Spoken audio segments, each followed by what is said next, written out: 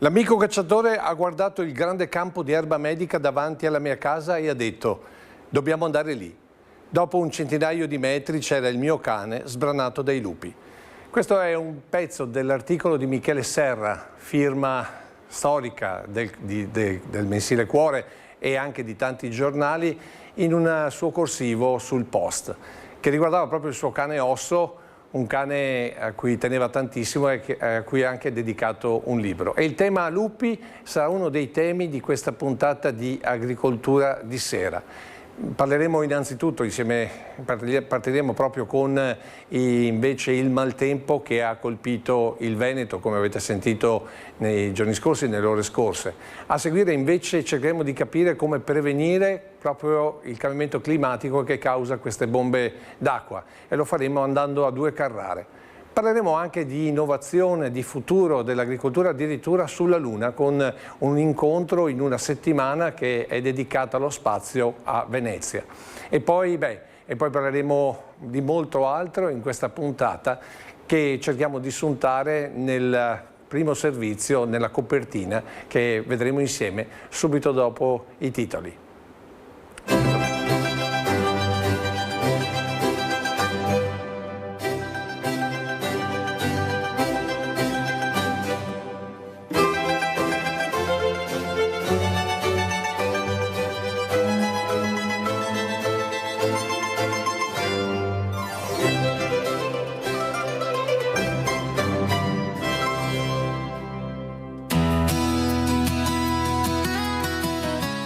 Tempo che caratterizza questa settimana dell'agricoltura del Veneto, con la regione che dichiara lo stato di emergenza. Pioggia, vento e soprattutto grandine hanno devastato diverse aree, con situazioni particolarmente significative nel Trevigiano centro-orientale e verso il confine pordenonese, ma anche nel veneziano orientale e lungo il Basso Piave. Colpito anche il veronese con l'area del Garda. Segnalazioni più isolate interessano anche alcune zone del Padovano, del Rodigino e della fascia di Chioggia e Rosolina. Fenomeni che si sono ripetuti nelle stesse zone a distanza di poche ore, abbattendosi su vigneti, frutteti, orticole e seminativi in una fase particolarmente delicata della stagione produttiva. Questo porta a una riflessione su territorio e clima, come si è discusso nel Padovano a due Carrare all'inaugurazione del primo hub europeo sui cambiamenti climatici. Nel Veneto opera una realtà dove un team di 30 giovani ricercatori è impegnato nella raccolta, armonizzazione e valorizzazione del patrimonio osservativo meteo-climatico internazionale.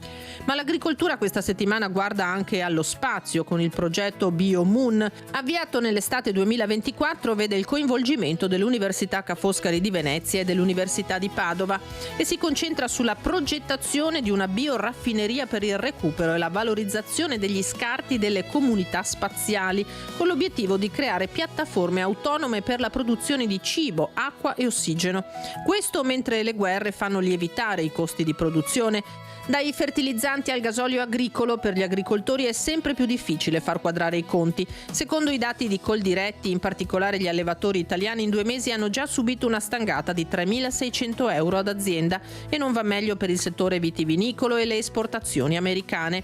Secondo l'Unione Italiana Vini, i dazi hanno indebolito l'export verso gli Stati Uniti, ma anche e soprattutto la filiera e la rete commerciale americana, con un calo delle vendite anche superiore al 15% e una riduzione evidente anche nella ristorazione, dove i vini europei generano margini lordi del 60%. Infine il tema lupi, con avvistamenti continui anche in zone di pianura, predazioni e investimenti sulla prevenzione che diventano notizia ormai solo quando non toccano il mondo agricolo. È il caso di Osso, cane di Michele Serra, una delle firme più conosciute del giornalismo italiano, sbranato da un branco a Sulmona, che ha riacceso il dibattito sulla prevenzione e la gestione del lupo in Italia, punto fondamentale per evitare anche in Veneto lo spopolamento della montagna. Questi dunque di fatto i titoli di questa puntata, chiusa in questa scheda che abbiamo preparato per voi e che discuteremo con ospiti in studio, ma anche con chi è collegato come sempre dalle varie province del Veneto. Allora, nell'attesa che arrivi Ludovico Giustiniani di Borgoluce, vi presento invece Riccardo Carlet, che è il docente dell'Istituto Cerletti di Conegliano. Allora, intanto cerchiamo di raccontare chi è Riccardo Carletto e soprattutto partiamo dal Cerletti di Conegliano, che tra l'altro a breve festeggerà i 150 anni. Sì, buonasera a tutti, grazie dell'invito. Fa sempre piacere che le scuole partecipino a queste trasmissioni così importanti. Agricoltura, la scuola è cultura. Noi seguiamo il comparto agricolo, per cui ci fa molto piacere. Sì, è vero, 150 anni di una scuola che è cresciuta nel territorio nel lungo periodo, ma che ha formato tanti studenti e grandi imprenditori. Però tutti pensano che il Cerletti sia solamente enologico, cioè che crei, diciamo così, cantinieri. In realtà? Esattamente. E il Cerletti da parecchi anni, oltre che a essere una vecchia scuola enologica, è un punto di riferimento anche per quanto riguarda le produzioni in generale, ma anche ultimamente, negli ultimi 10 anni, anche per la gestione e la conservazione delle foreste. Per cui abbiamo un corso tecnico vitivinicolo, ma una gestione del territorio che calza benissimo con quello che è il tema di oggi, ma anche con il discorso della forestazione, perché con i cambiamenti climatici penso si parlerà di forestazione e di importanza. Ecco. Non poco. Poi lei, ho letto nella sua scheda, è docente di ecologia, pedologia ed è funzione strumentale sul percorso professionale per tutta la scuola. Ma la pedologia non è la scienza che studia i piedi? Sì, no, allora, in teoria la pedologia è la scienza che studia il terreno, la formazione del terreno. Io insegno anche ecologia e credetemi che è difficile poi parlare di lupi, visto che abbiamo parlato nella copertina dei lupi, perché il lupo sta al vertice di una catena alimentare e dal punto di vista ecologico il lupo in ecologia serve. È che noi ci dobbiamo riscontrare poi con quello che è la realtà produttiva e sarà un bel dibattito quello. Ecco appunto, ma il lupo veramente serve? Allora, da quello che noi spieghiamo a scuola per quanto riguarda l'ecologia è un super predatore, per cui è importante che ci sia un lupo perché si alimenta di quegli animali che moribondi, ammalati, darebbero anche possibili infezioni in quel territorio, per cui il lupo in questo senso fa da spazzino. Però se ce ne sono troppi? Se ce ne sono troppi, soprattutto se noi dobbiamo allevare come nei territori di colline di montagna e fare un nostro reddito, capite che qui non va bene e allora ci vorrà una cosa fondamentale che è la convivenza e lì ce n'è da pensare. E i lupi è il tema che terremo per ultimo in questa lunga diciamo, serata che passeremo assieme. Vi faccio vedere anche il nostro oggetto misterioso, come sempre, un oggetto un po' particolare che alla fine vi verrà raccontato dal nostro Bastian Contrario. E do il benvenuto invece a Ludovico Giustiniani. Benvenuto e buonasera. Buonasera, grazie dell'invito. Allora, Ludovico Giustiniani è nato in Libano nel 1967. Intanto la prima domanda è: come vede quella situazione, lei che lì insomma c'è nato? Beh, io ci sono nato, ma purtroppo come tanti anni fa, ormai sono nato tanti anni fa, io sono nato nel febbraio del 67, dopo 3 mesi è scoppiata la guerra dei 6 giorni, per cui diciamo che ormai è da quasi 60 anni che è una zona, il Medio Oriente, che non trova pace, per cui diciamo che negli anni, nei decenni, è un territorio che non sta trovando pace. Ma in termini invece agricoli sarebbe un paese meraviglioso, mi dicono, perché è il paese dei cedri. Assolutamente, i paesi dei cedri, e c'erano da tantissimi anni, ci sono i francesi che hanno anche impiantato vitigni e c'è anche delle cantine che hanno una grandissima storia e che fanno degli ottimi vini. Ecco, lei è laureato in scienze agrarie ed è dal 93 iscritto all'albo dei dottori agronomi. Ha fatto un'esperienza lavorativa anche in Federazione Russa. Sì, diciamo quando mi sono laureato ormai qualche anno fa, una delle mie prime esperienze sono stato assunto da una società che poi era una società, una trading company della banca Cariplo, delle Generali e dell'allora Tripkovic, e si occupavano di progetti nel settore agroalimentare nei paesi dell'est. 93-89 era crollato il muro di Berlino, devo dire che abbiamo provato, mi hanno mandato in Polonia, mandato in Ungheria a seguire diciamo, delle riqualificazioni di questi grandi centri, diciamo, grandi industrie agroalimentari, ma senza grande successo. Dopodiché nel 94 la banca che aveva un suo ufficio di rappresentanza ha chiamato la società per cui lavorava dicendo: ma voi che siete la commerciale, sarebbe opportuno che qualcuno di voi venisse su a Mosca, perché abbiamo tantissimi clienti della banca che invece di chiedere diciamo dei servizi bancari sono interessati invece a intraprendere relazioni commerciali, per cui ho iniziato questa avventura in Russia, che sono stato poi 5 anni a Mosca. Ecco, allora dopo continueremo, perché lei ha una storia, devo dire, notevole, ma siamo passati da una situazione a un'altra, mi permetta, da una guerra all'altra. Ma il mercato russo com'è per quanto riguarda l'agroalimentare italiano e veneto? Il mercato russo, per quanto riguarda, chiaramente negli ultimi anni sono anni difficili, ma sicuramente per molti prodotti agroalimentari, nello specifico uno che conosco piuttosto bene è quello del vino.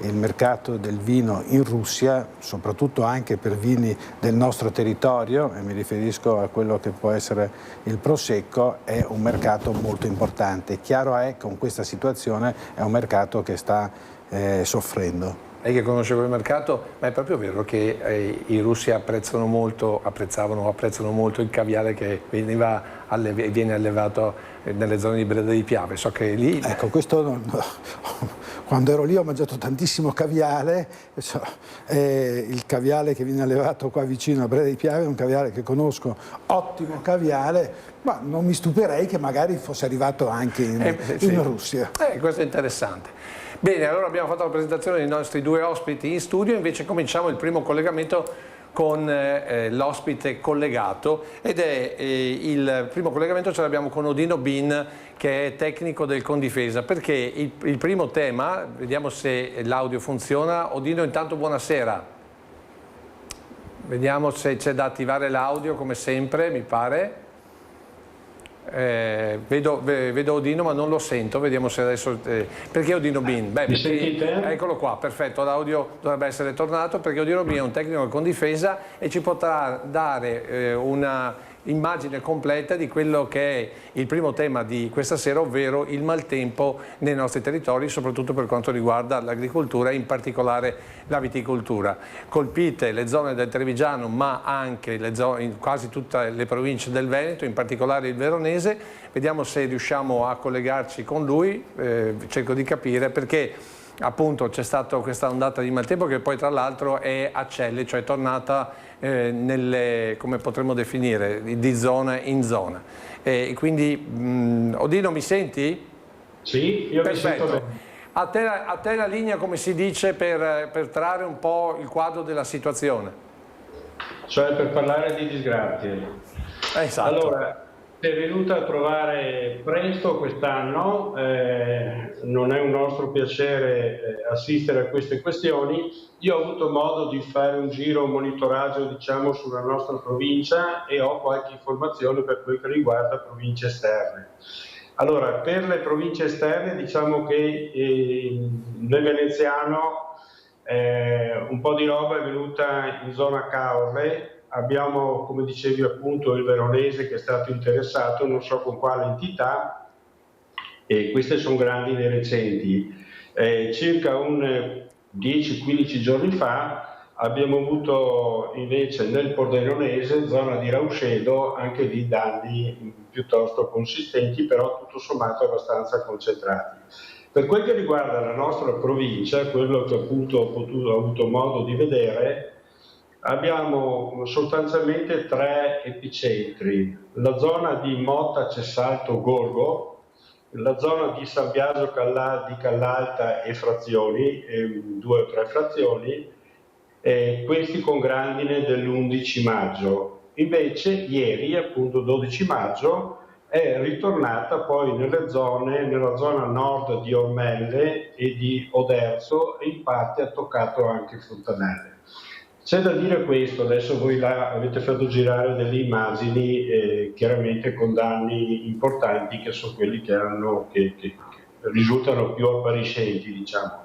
Per fortuna in tutte e 3 queste zone abbiamo dei danni importanti soltanto in piccole aree, quindi abbiamo degli epicentri colpiti anche con danni intorno all'80%, però man mano che ci si allontana poi troviamo danni molto più sfumati fino, diciamo, a scendere a zero.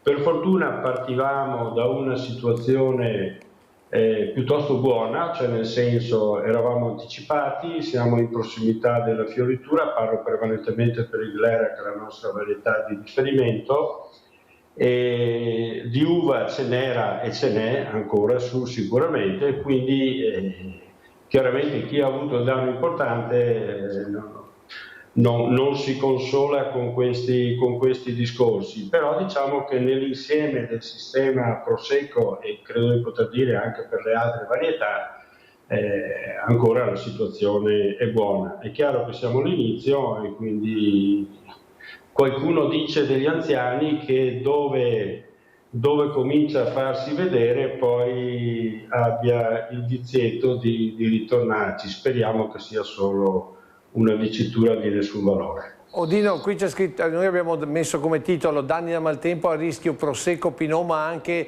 kiwi e orticole. Ribadiamo questo fatto? Allora, i kiwi diciamo che in gran parte, ecco, per fortuna abbiamo anche degli ombrelli, nel senso che di solito le colture di kiwi sono coperte da rete e nei bordi anche da coperture assicurative, e cosa che non ho detto prima, in buona parte di queste zone grandinate, ritornando appunto al discorso uva, gli agricoltori, gli imprenditori sono coperti da assicurazione e quindi ci sarà sicuramente un ristoro adeguato per queste situazioni. Noi come Condifesa siamo attenti appunto inizialmente al gestire i contratti con le compagnie assicurative, poi a gestire il contributo pubblico che diventa fondamentale e importante per gli agricoltori. In fase di perizia è uno dei nostri compiti importanti quello di assistere l'assicurato affinché abbia il giusto risarcimento, e da un punto di vista tecnico diciamo che la nostra funzione è anche quella di assistere l'imprenditore, l'assicurato, l'agricoltore nell'adottare le giuste pratiche agricole del caso. Per esempio, già anche con sperimentazioni passate abbiamo dimostrato come ad esempio nei casi gravissimi tipo quell'immagine che sta girando adesso potrà anche essere opportuno procedere a delle potature anticipate, perché se il raccolto di quest'anno è perso possiamo però già pensare di non mettere a pregiudizio il raccolto del prossimo anno, e per avere il raccolto del prossimo anno dobbiamo avere i tralci che siano in uno stato decente. Ecco. Grazie Odino Bin, grazie per averci dato questa panoramica. Dal 2008 lei ha un'azienda Borgoluce con la moglie Caterina e la cognata Ninni. E ha subito anche lei la grandinata? Quest'anno non ancora, spero che giri attorno. Mi ha sfiorato in un paio di parti dell'azienda sia a sud che a nord. Direi che sì, quello che questi eventi atmosferici stanno diventando da fenomeni che erano molto rari, stanno diventando invece molto frequenti. E stamattina leggendo i giornali leggevo in una pagina no, di queste grandinate anomale per quanto riguarda la stagione, e poi in un'altra pagina invece c'era il rischio siccità riportato per alcuni fiumi invece dell'Adige, del Brenta e del Bacchiglione. Per cui questi fenomeni, che sono fenomeni estremi, che vanno sotto questo enorme nome di cambiamenti climatici, noi agricoltori negli ultimi anni stiamo iniziando a farne i conti stagione dopo stagione, per cui la grandine, la siccità, gli stress termici, gli venti forti che diventano trombe d'aria, gli eccessi di pioggia in alcuni momenti stanno diventando un problema veramente molto molto serio per l'agricoltura. E allora, dalla sua esperienza, ad esempio un giovane che, dopo arriviamo che la scuola vuole portarsi nel mondo agricolo, si deve assicurare, deve pensare di avere delle colture completamente coperte da reti, come si deve muovere un giovane? Indubbiamente, oltre a fare l'imprenditore, dovrà essere sempre più una persona che deve saper gestire quello che è il rischio, dovrà diventare un po' meteorologo, e poi chiaramente ci sono delle cose che si possono indubbiamente diciamo, tutelarsi, che possono essere quelle che sono le assicurazioni, che però l'assicurazione ha il danno, e comunque, come diceva Bin, comunque stiamo attenti che un danno che magari ho l'assicurazione che mi paga quest'anno, però il danno lo posso avere anche per il secondo anno, il terzo anno. Parlava di tralci, per cui sicuramente avremo una ripercussione in alcune zone dove abbiamo avuto delle grandinate che hanno spogliato completamente le viti, che si ripercuotono non solo nell'annata 2026, ma si protrarranno anche nelle successive annate, e di questo non siamo assicurati. Sicuramente le protezioni meccaniche, come possono essere le reti, sono sicuramente un qualcosa che va a proteggere le colture, ma bisogna anche iniziare a pensare che non solo per quanto riguarda la grandine, ma anche per quanto riguarda, non so, la siccità, bisogna iniziare a avere sistemi di irrigazione, per cui magari a goccia per poter risparmiare acqua, bisogna comunque avere sistemi validi di irrigazione, e anche diciamo quello che potrà essere il miglioramento genetico per difendersi da quelli che possono essere siccità, colpi di calore, stress termico, stress idrico. La genetica, il miglioramento genetico, la ricerca potranno venire incontro, per cui è un mix di cose. Ma uno deve essere preparato. Assolutamente. Ecco perché abbiamo qui la scuola. E allora, voi come scuola, quando capitano queste cose, come la spiegate, come lo spiegate ai giovani, e cosa gli dite, come intervenire, come formarli senza, come dire, demoralizzarli? Certo, mi fa piacere, perché quello che ho appena sentito è poi quello che la scuola racconta agli studenti, e quindi mi fa piacere perché siamo in linea con quello che sono le esigenze delle aziende. Pensate che a metà del 2000, verso il 2015-2016 c'è stata una riforma della scuola, e negli istituti tecnici professionali il Ministero ha introdotto una disciplina che prima non c'era. Quando io facevo la scuola agraria non c'era, che era appunto i cambiamenti climatici. Pensate quanto adesso sono diventati importanti. Il Ministero ha introdotto una disciplina che si chiama agricoltura biologica, che prima non si trattava, e sostenibile, ecocompatibile, dove è obbligatorio parlare di cambiamenti climatici. Cosa ricade in questi cambiamenti climatici? Tutto quello che abbiamo appena detto, praticamente la siccità. Allora si va ad analizzare con gli studenti quali sono i sistemi migliori per irrigare, che hanno un minor uso di acqua, perché l'acqua 2 mesi fa non ce n'era, adesso ne abbiamo avuta tutta in un giorno con la grandine. E probabilmente sarà anche dilavata verso il mare. Esattamente, abbiamo parlato di minime lavorazioni, di miglioramento genetico, quali potrebbero essere quelle piante che in un clima un po' pazzo potrebbero resistere più delle altre. Per cui capite che la scuola non ha un'azienda, sì, ma non sa bene poi qual è la realtà aziendale, comunque cerca di dare agli studenti quelle informazioni che poi serviranno perché loro, nelle aziende dove gestiranno, o saranno dipendenti o loro imprenditori, potranno in qualche modo sperimentare. Ecco. Quindi la scuola deve per forza parlarne. Dei suoi giovani ce n'è qualcuno visionario? Oddio, allora, le dico questo, dei miei ragazzi non hanno esperienza, quindi devono formarla. Le competenze che dà la scuola comunque sono più conoscenze, abilità che competenze, perché le competenze vere e proprie le impareranno nel mondo del lavoro. Una cosa è certa, qualcuno magari è visionario perché ha la buona volontà di aspirare a diventare imprenditore, però tutti hanno una cosa, che è la buona volontà, e quella credo che sia il filo conduttore per un buon approccio al mondo del lavoro. Ecco. Poi non sono tutti geni, però tutti si danno da fare. Però ecco. Da bambino c'è sempre qualcuno che voleva fare l'astronauta, da grande, no? Bene. E allora introduciamo il nuovo tema, vediamo se ho Filippo Codato in collegamento. Eccolo qua, Filippo, buonasera intanto e benvenuto a questa puntata di Agricoltura di Sera. Lei sta seguendo una cosa particolare, cioè ovvero l'agricoltura sulla Luna. Non è una fake news, vero? Non è una fake news, sto partecipando a un evento organizzato dalla Regione Veneto ormai da qualche anno, dove c'è una giornata intera dedicata al rapporto tra agricoltura e spazio. Ecco appunto, ma mi risulta che esiste un progetto, mi pare BioMoon se non sbaglio, in cui si pensa proprio di, attraverso il riciclo dell'attività umana, di riuscire a piantare addirittura, ovviamente in uno spazio protetto, sostanzialmente un orto, e quindi di fatto fare agricoltura sulla Luna. Ma oggi diciamo che quello che è stato presentato è proprio una reciproca ricaduta tra la tecnologia terrestre, che è utile per la Luna, e quella invece spaziale, che diventa utile per invece la Terra.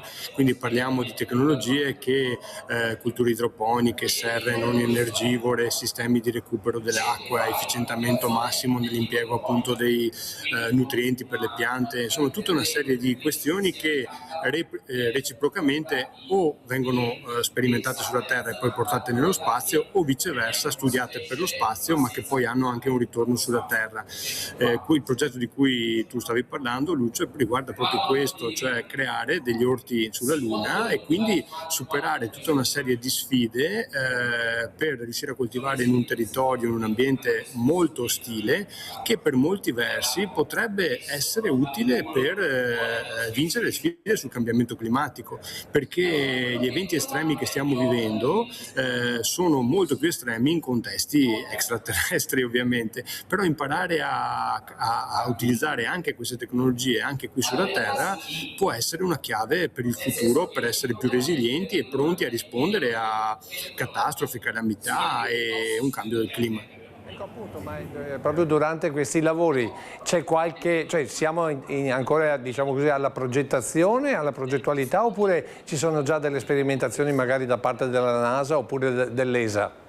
No, oggi sono state presentate tutte sperimentazioni diciamo già in atto, molte di queste già sperimentate sulla stazione spaziale, pronte diciamo per essere poi riprodotte su missioni a lungo raggio, Luna, Marte, insomma ecco, ma questi non sono temi ovviamente che rispecchiano le mie competenze, e quindi stiamo parlando di diciamo prima prototipi che poi sono stati portati anche in qualche modo già in una orbita terrestre e che si stanno sistemando e preparando per essere poi portati su missioni più lunghe. Quindi ecco, e poi tra l'altro c'è già un ritorno molto netto su tecnologie invece studiate e sperimentate nella stazione spaziale, che iniziano a diffondersi anche su serre ad altissima efficienza, risparmio energetico, con un impiego delle acque, diciamo, senza bisogno di dover introdurre acqua, ma con un continuo riutilizzo delle stesse acque, quindi a zero consumo di acqua, a zero consumo energetico, quindi a impatto CO2 zero,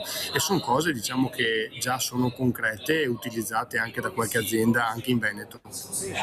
Cominceremo ad avere anche noi le carpe koi che fanno parte del ciclo, come abbiamo visto la settimana scorsa. Le carpe producono ovviamente del liquame che poi viene utilizzato dalle piante come fertilizzante, e contemporaneamente le piante riescono a depurare l'acqua che poi torna alle carpe. Più o meno è quello il senso? Più o meno il senso è quello, non ci sono solo le carpe che producono concime ma anche gli astronauti stessi, e quindi dobbiamo riutilizzare anche quello. E volevo proprio arrivare lì. Grazie a Filippo Codato, grazie di questo intervento che ci permette poi di discutere anche di questa agricoltura del futuro. Rodrigo Giustiniani, siamo passati da vedere il passato a questa cosa futura e futuribile. Filippo Codato mi pare che stia partecipando a ormai sono da 3 o 4 anni che c'è questo evento di cui una giornata è proprio dedicata all'agricoltura. Adesso l'agricoltura sulla Luna diciamo che per noi agricoltori è veramente fantascienza, però oggi abbiamo invece tutta una serie di parole che stanno iniziando a entrare nel vocabolario degli agricoltori, che quando si inizia a parlare di satelliti, si inizia a parlare di droni, quando si inizia a parlare di intelligenza artificiale, quando si inizia a parlare di modelli climatici, modelli previsionali. Oggi questi sensori sono tutte parole, sono tutte parole parole che stanno entrando in quello che è, diciamo, il vocabolario di un agricoltore, per cui indubbiamente ci sono tutta una serie di, pensiamo alle centraline meteorologiche, pensiamo a quelle che possono essere le mappe di vigoria che vengono fatte per le colture, e pensiamo a dei modelli che possiamo utilizzare tramite l'intelligenza artificiale per quanto riguarda le previsioni per andare a irrigare nel momento corretto. Pensiamo a tutto quello che sono oggi diciamo, dei sistemi di monitoraggio e di cattura per quello che sono gli insetti tramite fototrappole. Per cui abbiamo tutta una serie di strumenti che alcuni si basano anche nello spazio, perché comunque sono diciamo, i satelliti, che oggi stanno entrando a pieno titolo in quello che è un modello agricolo. Vedo insomma, in generale gli agricoltori stanno iniziando a beneficiarne. Poi per alcuni aspetti ne parliamo tanto e abbiamo ancora delle grosse problematiche.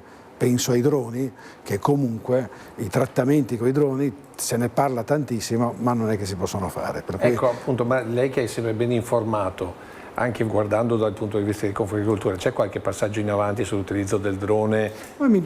Allora, ci sono delle cose che seguo per tanti anni, giorno per giorno, poi mi stufo perché mi sembra che si siano inchiodate. E mi pare che dei passaggi in termini di sperimentazione sono stati fatti, però siamo ancora, non vedo ancora la fine dell'iter che potrò avere il drone in azienda per poter fare un trattamento mirato, puntuale, verso un determinato insetto o verso una malattia funzionale. Insomma, siamo ancora... No, magari, ripeto, magari... Beh, è più burocrazia o mancanza di sperimentazione? Beh, no, su questo la sperimentazione c'è assolutamente, è un aspetto di burocrazia, dove, e questo diciamo è fra quello che può essere poi, diciamo, la produzione la produzione. Tra l'altro sono, mi pare, i suoi terreni, se non sbaglio. Sono di mia cognata, esatto. Perché questo è l'evento che fa sempre il consorzio di difesa. Siamo nella collina di Collalto. Esatto, nella collina di San Salvatore. Per cui diciamo, siamo ancora... mancano ancora tutta la normativa che ti permette di poterli utilizzare. Speriamo che questa normativa arrivi a breve.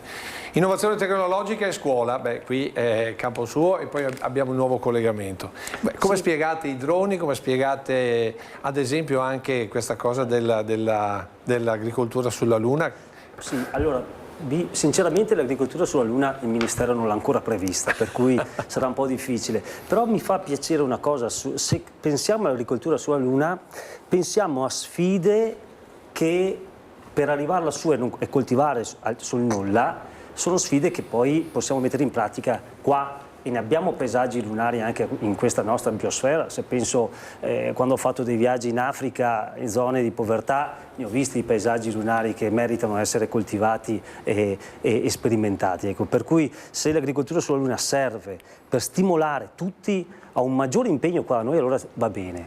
Per quanto riguarda l'innovazione, sì, è vero, stiamo anche noi facendo dei corsi sui droni, la tematica dei droni è tutta ancora da approfondire, siamo ancora fermi, però l'innovazione dell'agricoltura è sempre stata per l'agricoltore la fortuna. Se io faccio, ai nostri studenti facciamo la storia dell'agricoltura, e quando raccontiamo la storia dell'agricoltura parliamo di 100 anni fa, e diciamo che un agricoltore con 10 ettari era un morto di fame perché aveva una zappa, una vanga, 3 figli e un bue che tirava un aratro.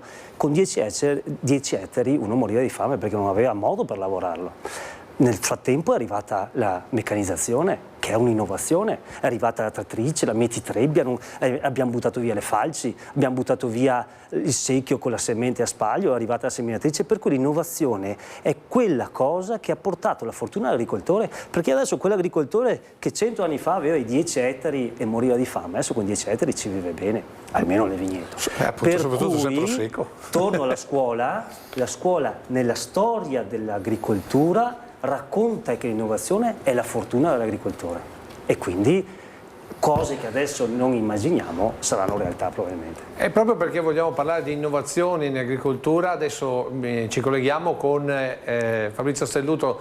Ciao Fabrizio, buonasera. Ciao Lucio e saluto anche i tuoi ospiti. Ecco, allora, tu hai già 3 temi. Il primo, secondo me, si aggancia perfettamente all'innovazione, direi quell'evento che tu hai seguito a Due Carrare, se non sbaglio. Prima di arrivare a quello vi do anche un altro dato, una curiosità. A proposito di droni, i droni invece vengono usati moltissimo già nella cartografia.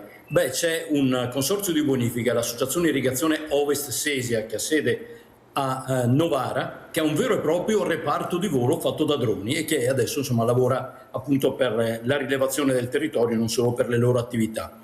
Per quanto riguarda Due Carrare, precisamente Ponte Manco, che è un delizioso borgo, una frazione di Due Carrare, comune del Padovano, lo segnalo perché la settimana scorsa è stato inaugurato lì il primo hub, vale a dire il primo sito, il primo centro europeo sugli scenari climatici applicati.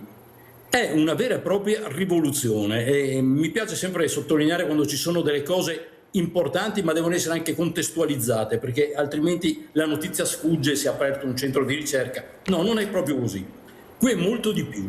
È molto di più. Innanzitutto non sono un centro meteorologico. Loro analizzano l'andamento climatico su un territorio ad ampio spettro, quindi in un ampio periodo di tempo, e questo è importante perché siamo nel tempo dei cambiamenti climatici, della crisi climatica. Sempre si dice bisogna trasformare la crisi in una opportunità. Bene, lì lo stanno facendo, trasformando appunto la crisi climatica in un'opportunità che già attualmente dà lavoro ad oltre una trentina di giovani under 35 ad alta specializzazione, vale a dire sono data scientist, ricercatori, esperti di intelligenza artificiale. Insomma, questa è una strada per dare un'opportunità di evitare la fuga di cervelli.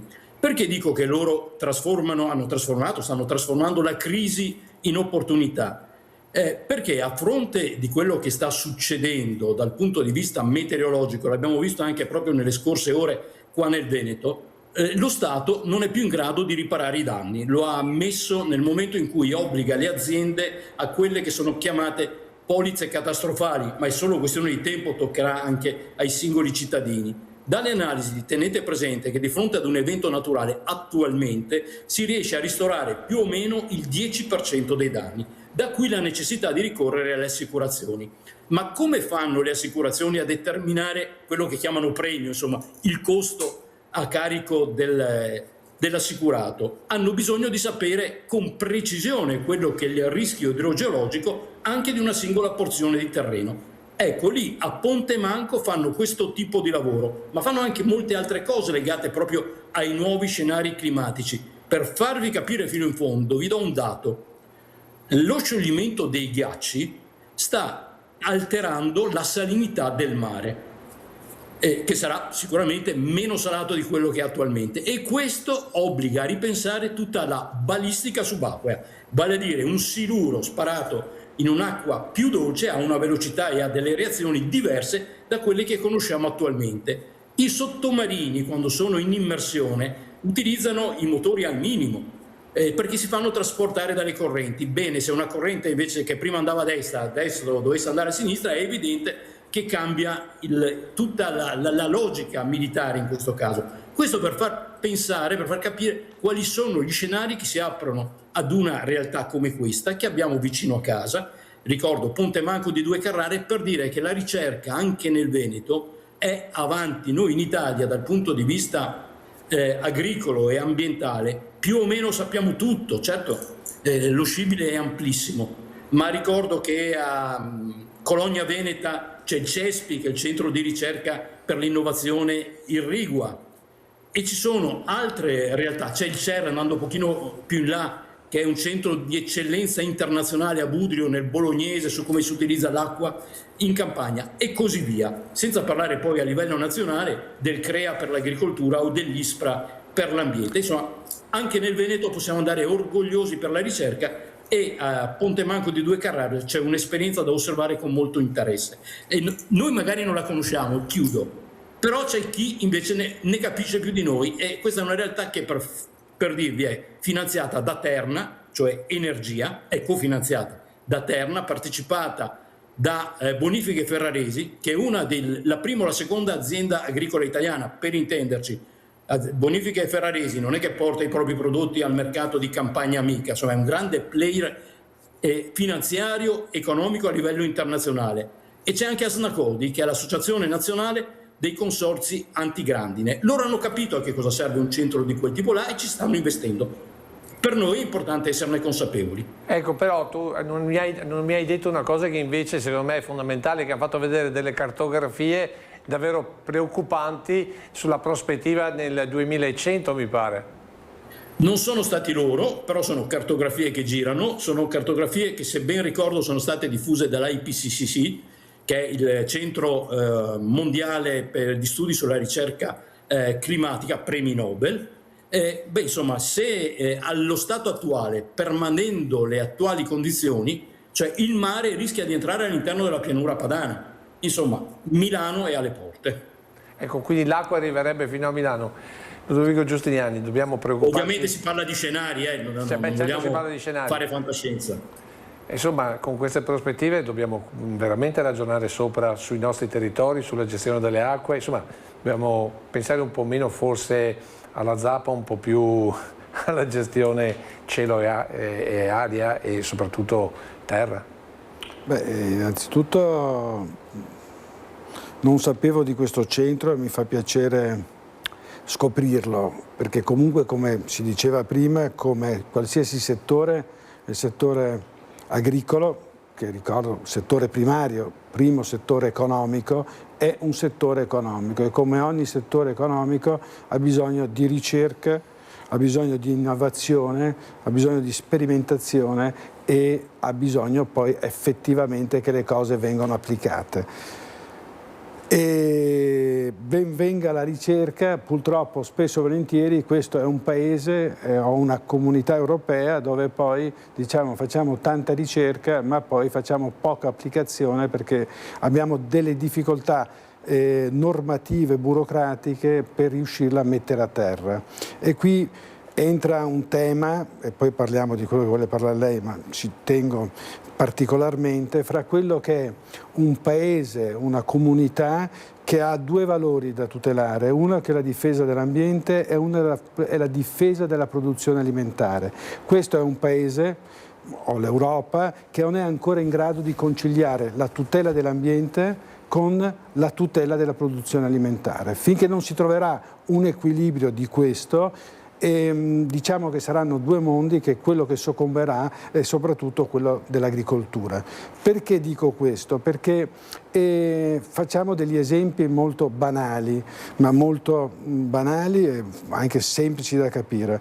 L'Europa non permette, a giusto o a torto, la produzione di organismi geneticamente modificati. Non permette neanche quelle che sono delle nuove tecniche come la cisgenesi che non sono ancora autorizzate all'applicazione. Però no, per tradurlo per chi non è dell'ambiente, perché stiamo andando. Che cosa vuol dire? Cioè OGM non permette. OGM è un organismo geneticamente modificato. Quando si parla di OGM vuol dire che ho preso un gene da un'altra specie e l'ho messo in un'altra specie, mentre quando si parla di cisgenesi si parla invece di una mutazione che può succedere anche naturalmente in natura, che è un gene che si sposta all'interno della stessa specie. Diciamo che cerchiamo di accelerare quelli che possono essere dei processi che comunque naturalmente succedono. E l'Europa anche questo lo proibisce ancora? Non possiamo ancora, forse abbiamo adesso in Italia si può fare una sperimentazione in campo, ma poca roba, però assolutamente non lo possiamo fare. Però dico che uno fa una scelta, però è un po' curioso che oggi, forse pochi sanno che l'Italia, che era un grosso produttore di mais, una volta 15-20 anni fa lo esportavamo, noi importiamo circa il 50, forse addirittura il 60% del nostro mais, che è alla base dell'alimentazione della nostra zootecnia, e questo mais è tutto o gran parte OGM, per cui non coltiviamo, importiamo, la filiera zootecnica e tutta la filiera, diciamo, non solo zootecnica, viene alimentata con questi prodotti che poi noi comunque mangiamo. Per cui la motivazione perché non coltiviamo è una motivazione molto da un punto di vista di tutela dell'ambiente, perché c'è il rischio, se ci fossero coltivazioni di questo tipo, di andare a disperdere o modificare quello che può essere un patrimonio invece di specie che sono presenti in Italia o in Europa. Non è un po' una contraddizione questa gestione, perché poi, voglio dire, abbiamo chiuso gli OGM, però ci mangiamo la carne. Questo lo diciamo da parecchio tempo, ma dico, la cosa che noi dovremmo riuscire a fare è quello di trovare un equilibrio fra tutela dell'ambiente e produzione agroalimentare, sempre che noi riteniamo che questi per una popolazione, una civiltà, uno Stato, una comunità siano due valori da tutelare. Se poi pensiamo che solo la tutela dell'ambiente sia un valore da tutelare, vorrà dire che andremo a non produrre più in Italia o in Europa, ma comunque, siccome dobbiamo mangiare, importeremo dei prodotti che comunque avranno delle modalità di coltivazione o utilizzeranno comunque specie che hanno comunque subito delle modifiche. Per cui questo è un tema che a me è molto caro, perché è un po' il grosso scoglio che noi dobbiamo superare se vogliamo continuare a fare agricoltura in Italia. Ecco, io volevo tornare allora a Fabrizio Stelluto, perché Fabrizio è stato al McFruit, giusto, a Rimini, e su questo McFruit, giusto, perché non so perché c'ho questa questo taglio inglese. Ma non sei l'unico. Non so, probabilmente perché l'ho sentita diverse volte, ormai mi ci sono abituato, in realtà è McFruit. E ascolta, lì a Rimini si è discusso di questa situazione dei prodotti, mi pare che tu hai capito che l'unica via di uscita è nella qualità. Allora, io ho partecipato ad un convegno che era sulle DOP. Permettimi di rispondere, ma interloquire un attimo con Ludovico Giustiniani sulla questione degli OGM, perché ha ragione sulle contraddizioni dell'Europa. Io credo che però alla base di tutto debba esserci il principio di precauzione. Cioè, o siamo certi che determinati prodotti, determinati procedimenti sono salubri, non fanno male alla salute, o altrimenti, secondo me, il diritto di precauzione deve prevalere. E per quello che riguarda l'OGM mi pare che ci fossero molti dubbi. Dopodiché la ricerca ovviamente deve andare avanti. Quanto ho visto io a Rimini, in qualche maniera si collega, in maniera sicuramente molto più labile. E quello che voglio sottolineare è questo. Ho partecipato a questo convegno sulle DOP.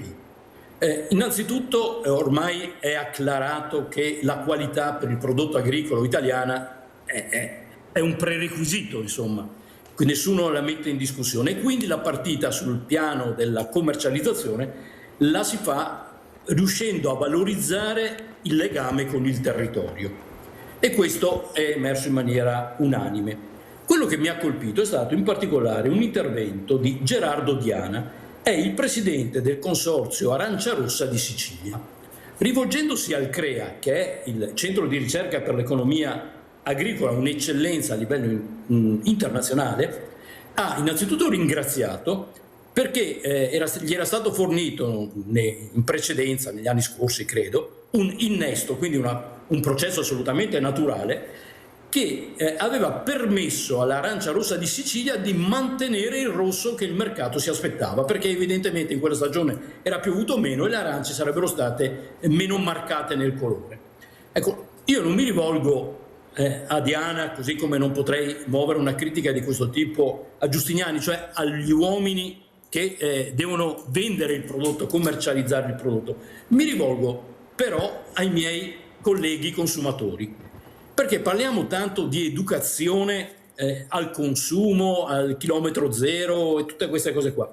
Non possiamo pretendere che il prodotto agricolo sia uguale sempre e comunque. È evidente che dipende dall'andamento stagionale, e quindi non è che ci dobbiamo voltare da un'altra parte perché un anno le arance sono meno rosse del solito, perché da qui è derivata l'altra richiesta che è stata fatta da Gerardo Diana.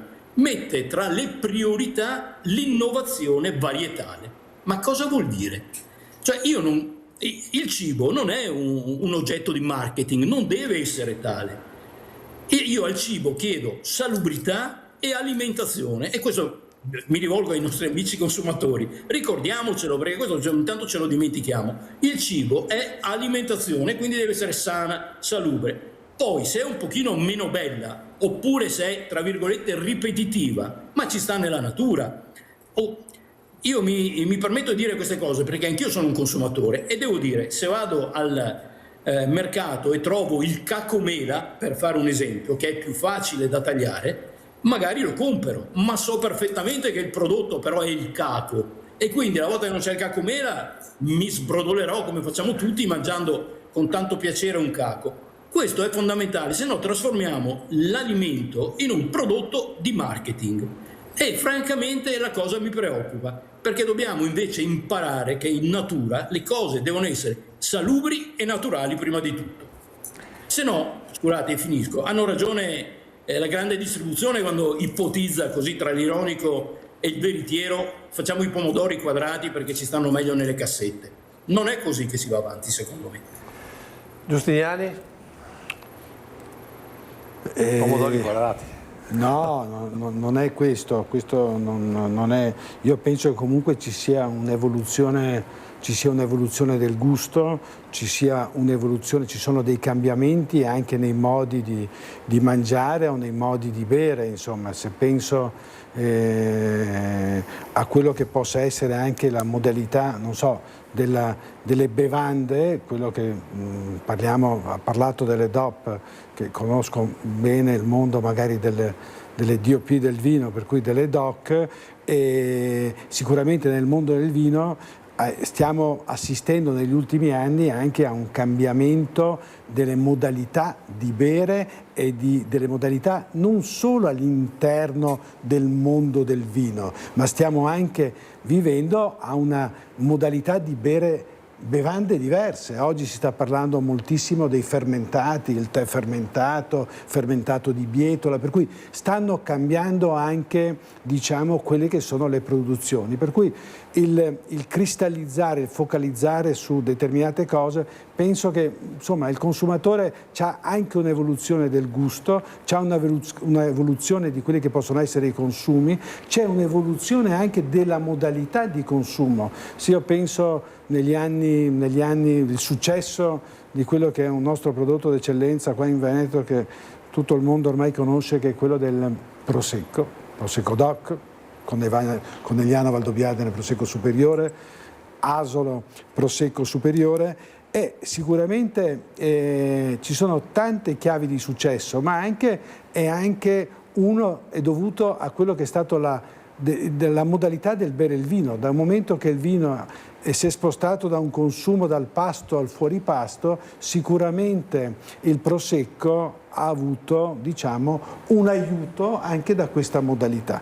Per cui quello che Gerardo Diana, che conosco piuttosto bene, per cui quello della ricerca di nuove varietà e quant'altro, è anche dovuto, può essere anche dovuto a un cambio di quello che possono essere, diciamo, le abitudini, i modi di consumare da parte del consumatore, che secondo me non sono cristallizzati, ma sono anche dovute a una necessità di quelle che possono essere i cosiddetti cambiamenti climatici, o anche oltre ai cambiamenti climatici che hanno un danno diretto. Non dimentichiamoci, i cambiamenti climatici stanno portando anche dei danni indiretti, cioè portano con sé altre cose come specie aliene. Negli ultimi anni abbiamo un insettino che si chiama la cimice asiatica, che sta facendo onnivora, ha una capacità di aggredire qualsiasi coltivazione, che sta facendo dei danni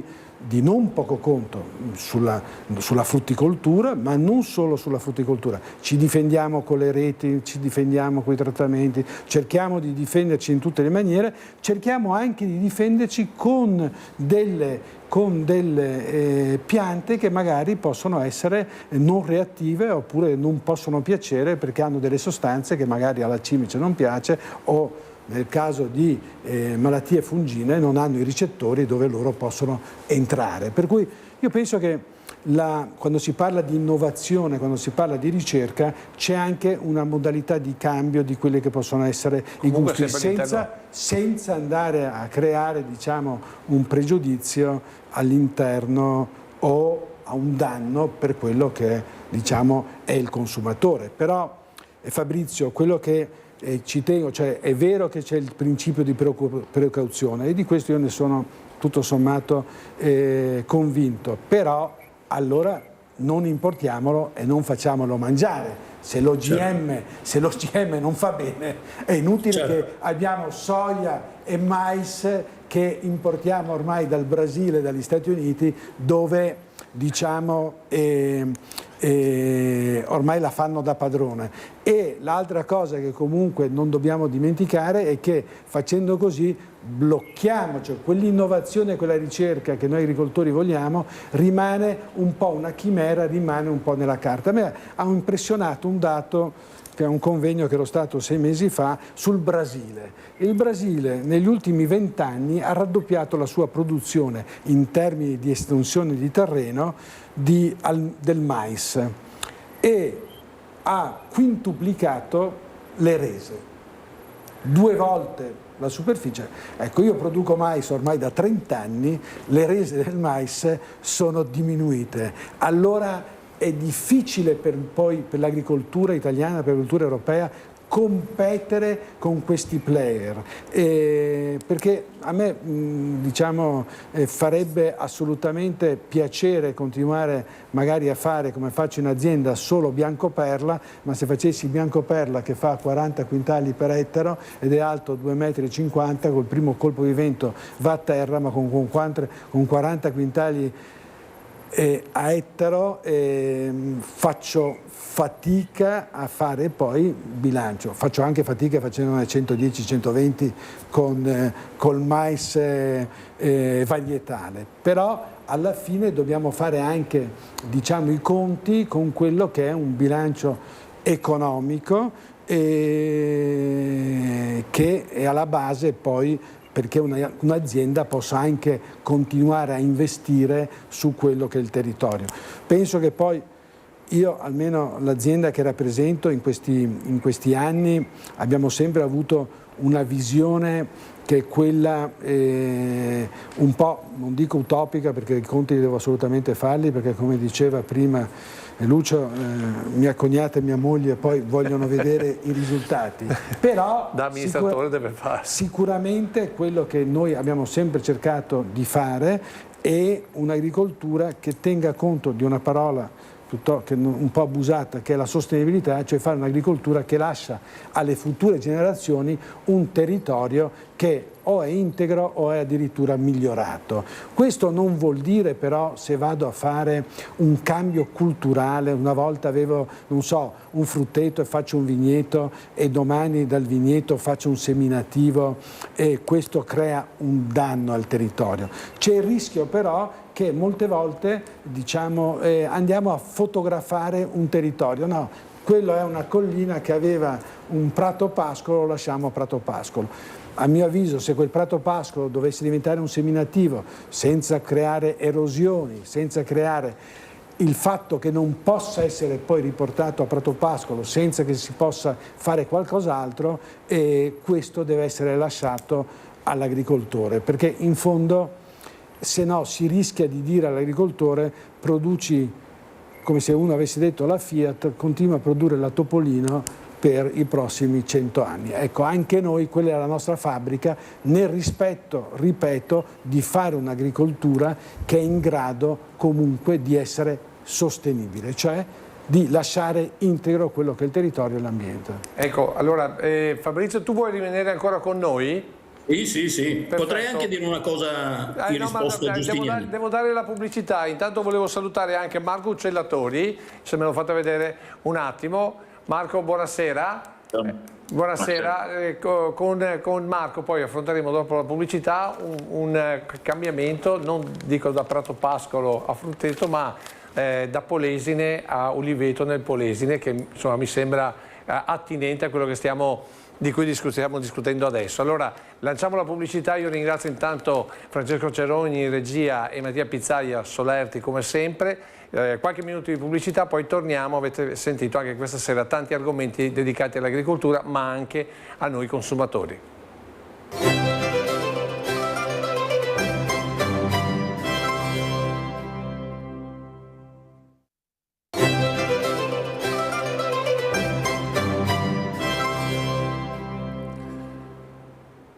Eccoci ritornati qui in studio per parlare di agricoltura in questa puntata di agricoltura di sera. Vi faccio vedere l'oggetto misterioso velocemente perché così poi sentite a che cosa appartiene. Vi faccio vedere anche che si muove, insomma è un attrezzo degli inizi del Novecento, attenzione, e ognuno di voi può pensare che cosa può essere. Comunque è un imbuto con una cosa all'interno, una specie di vite senza fine. Va bene, allora torniamo invece al discorso che avevamo lasciato prima della pubblicità con i nostri ospiti collegati. Fabrizio, se tu rimani con noi, volevo andare direttamente da Marco Uccellatori perché la cosa curiosa che noi abbiamo notato in Polesine è che il cambiamento climatico sta portando a nuove coltivazioni.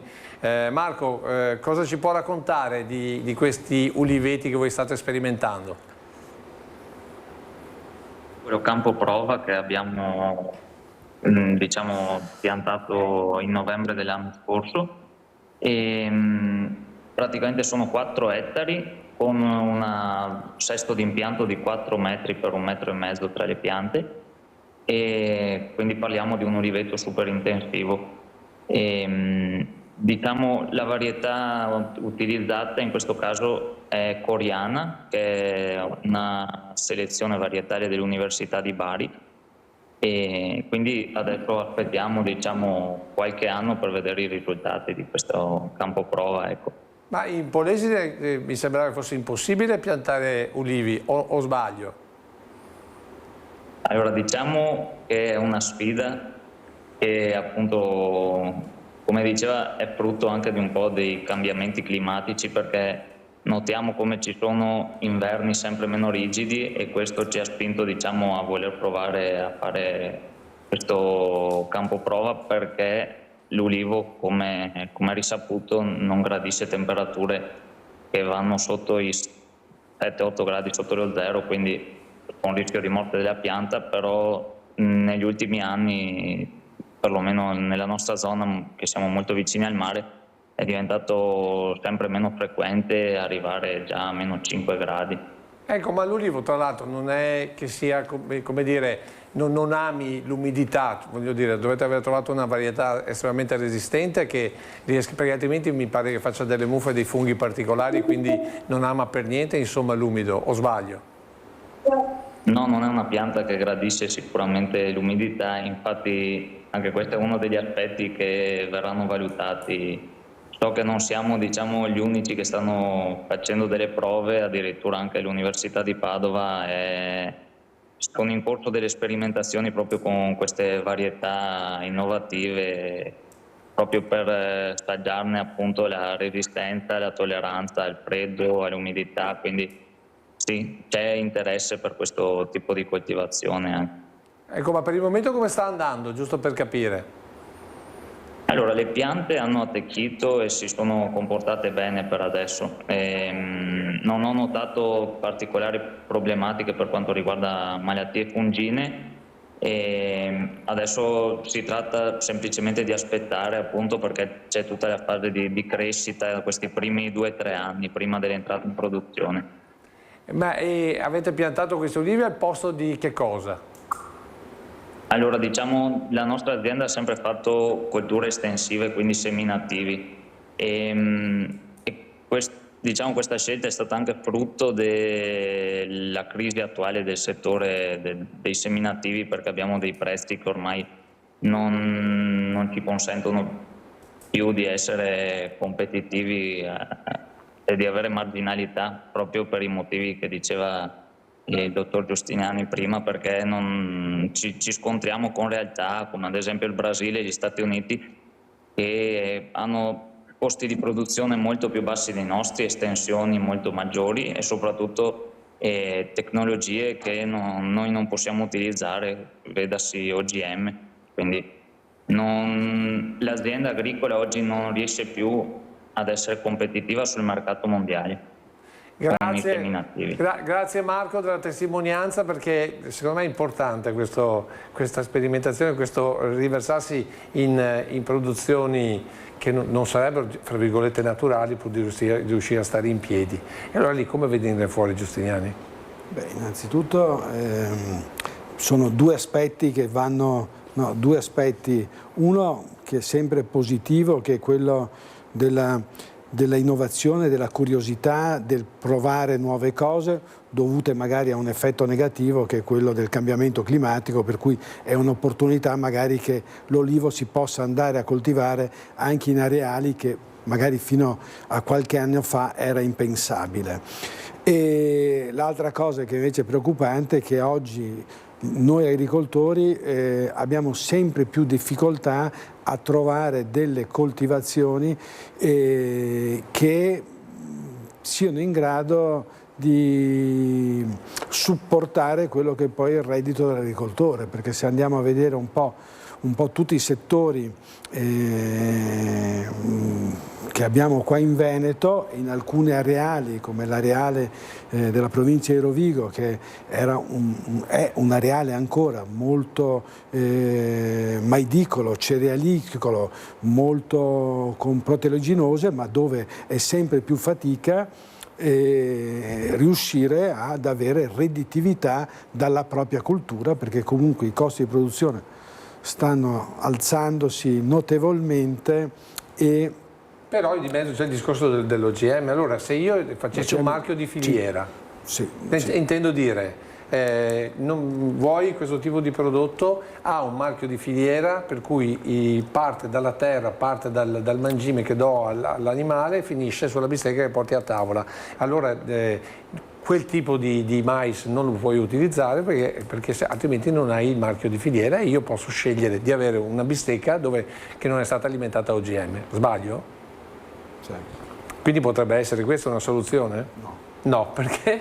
Perché hanno già provato qualsiasi filiere del grano italiano, del mais italiano, via dicendo, ma poi alla fine quello che va a essere pagato l'agricoltore, stiamo parlando di un sovrapprezzo che è molto molto basso, per cui che non giustifica, diciamo, quelli che sono i costi di produzione molto più alti che noi abbiamo rispetto ad altri paesi, e soprattutto il consumatore non so quanto poi sia disposto, poi in questo momento, diciamo, storico, dove comunque il potere di acquisto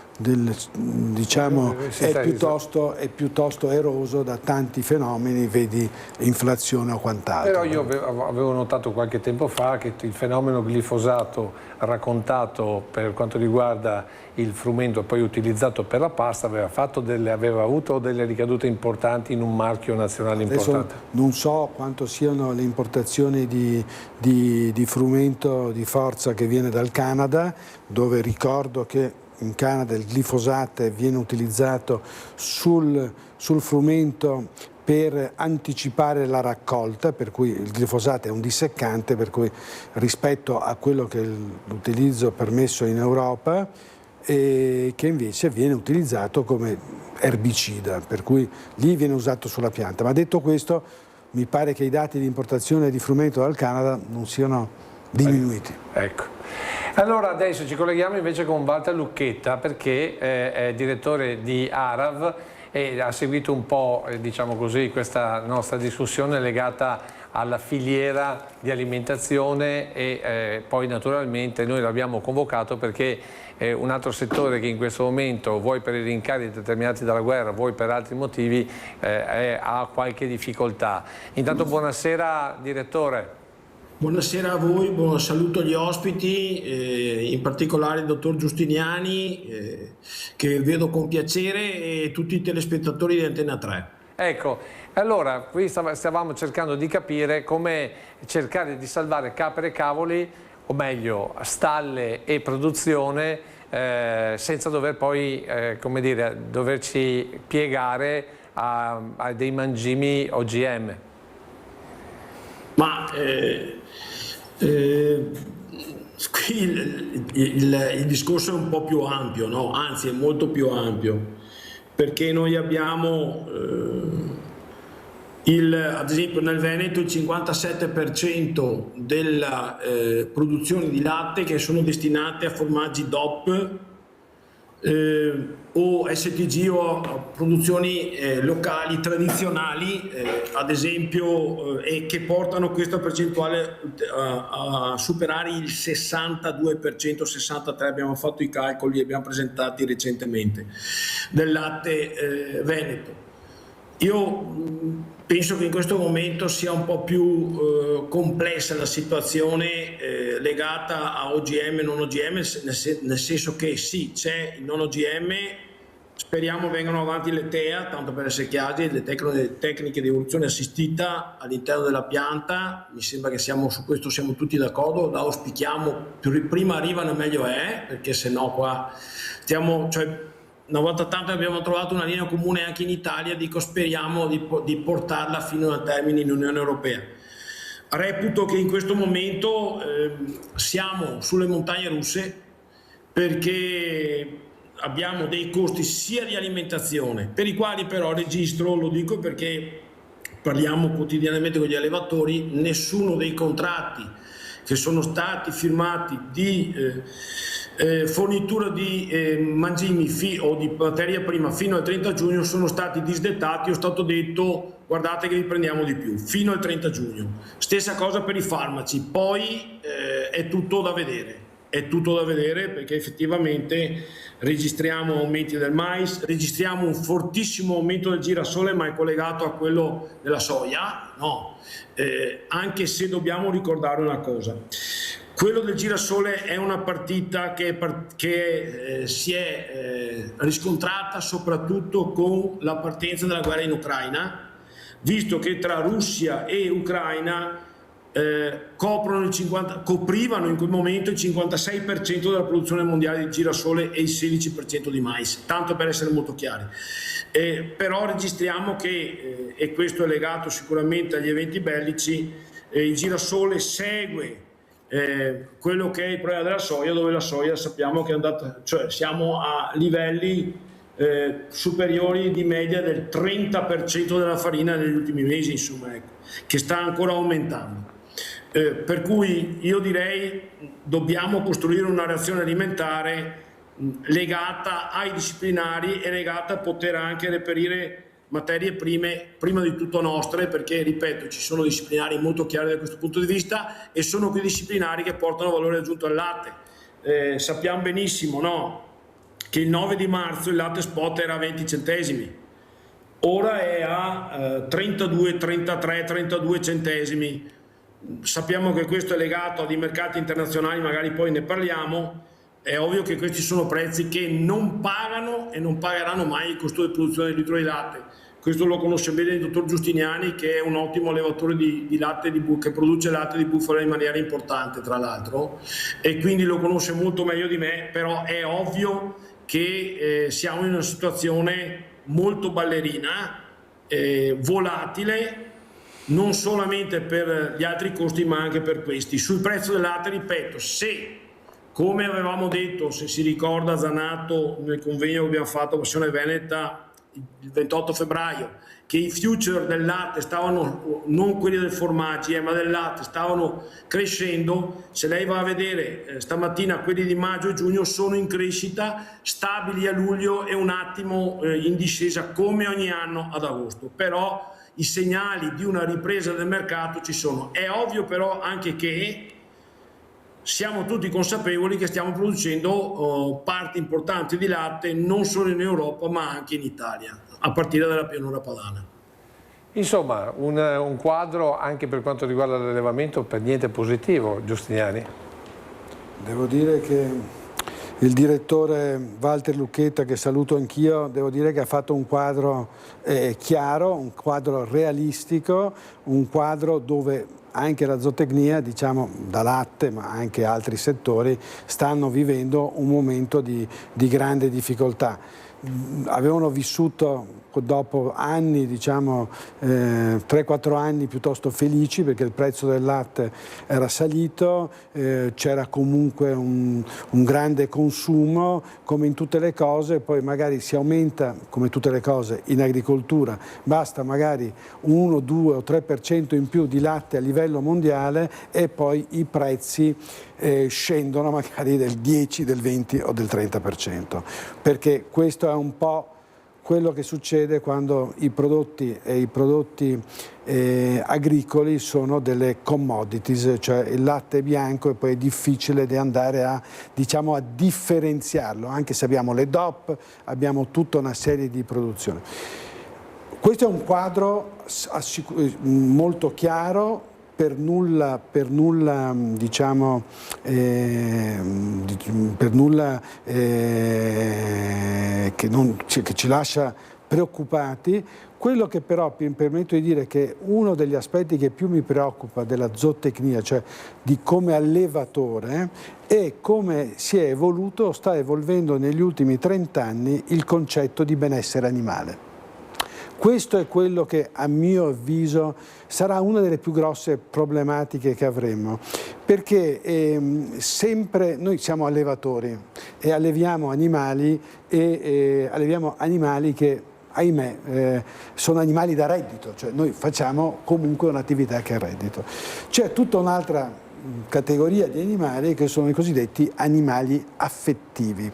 Ecco, l'opinione pubblica non è più in grado di distinguere un animale da reddito da un animale affettivo, per cui sta cambiando quel concetto di benessere animale che noi allevatori comunque massimo rispetto dell'animale, però nell'opinione pubblica questo sta cambiando e a volte ho come la sensazione che tutti gli animali siano animali da compagnia e dovremmo trattarli nella stessa maniera. Cioè, questo è un po' difficile. C'è una società insomma che sta cambiando. C'è una società che sta cambiando in termini proprio di percezione di quello che può essere il benessere animale. Io quando ero piccolo andavo da mia nonna... Ma poi siamo disposti a pagare di più per il benessere animale? Ma noi comunque lo facciamo e abbiamo delle regole che il direttore me lo può confermare, abbiamo delle regole europee e in Italia che sono le più, diciamo, rigide per quanto riguarda sia l'allevamento, per quanto riguarda il trasporto, per quanto riguarda, diciamo, il benessere dell'animale. Ma se cambia quello che è la percezione del diciamo che questo sarà uno degli aspetti che metterà più in difficoltà, a mio avviso, l'Italia e l'Europa nell'allevamento degli animali. I consumi di prodotti animali non stanno diminuendo, i consumi di carne, comunque anche di carne rossa negli ultimi anni, stanno tenendo i consumi. Vorrà dire che non produrremo, chiuderemo le stalle qua e continueremo a mangiare formaggi, carne o quant'altro, magari importandoli da altri paesi che avranno comunque, diciamo, magari delle caratteristiche normative che sono meno tutelanti per quanto riguarda il benessere. Beh, insomma, è uno scenario quantomeno su cui discutere. Allora io volevo richiamare ancora una volta il nostro Fabrizio Stelluto che sta seguendo il dibattito e so che sicuramente ha qualcosa da dire in tal senso. Sì, rispetto a quello che ha detto Giustiniani, innanzitutto confermo quanto è stato detto per l'attenzione alla sostenibilità, al benessere animale dell'azienda Borgoluce, che è sempre una bella cosa andare a visitare. Grazie. Detto questo però, non sono invece d'accordo quando il ragionamento lo si porta su un terreno maggiore. Giustamente Giustiniani ha sottolineato e criticato la percezione che sta cambiando nell'opinione pubblica rispetto al benessere animale. Il mio ragionamento di prima tendeva proprio a questo: attenzione a correre sempre dietro al consumatore invece di educarlo. Perché mi preoccupa nell'intervento precedente quando per giustificare la necessità di ricerca anche in agricoltura ha fatto il riferimento alla Topolino, cioè un'automobile. Però sono due cose completamente diverse.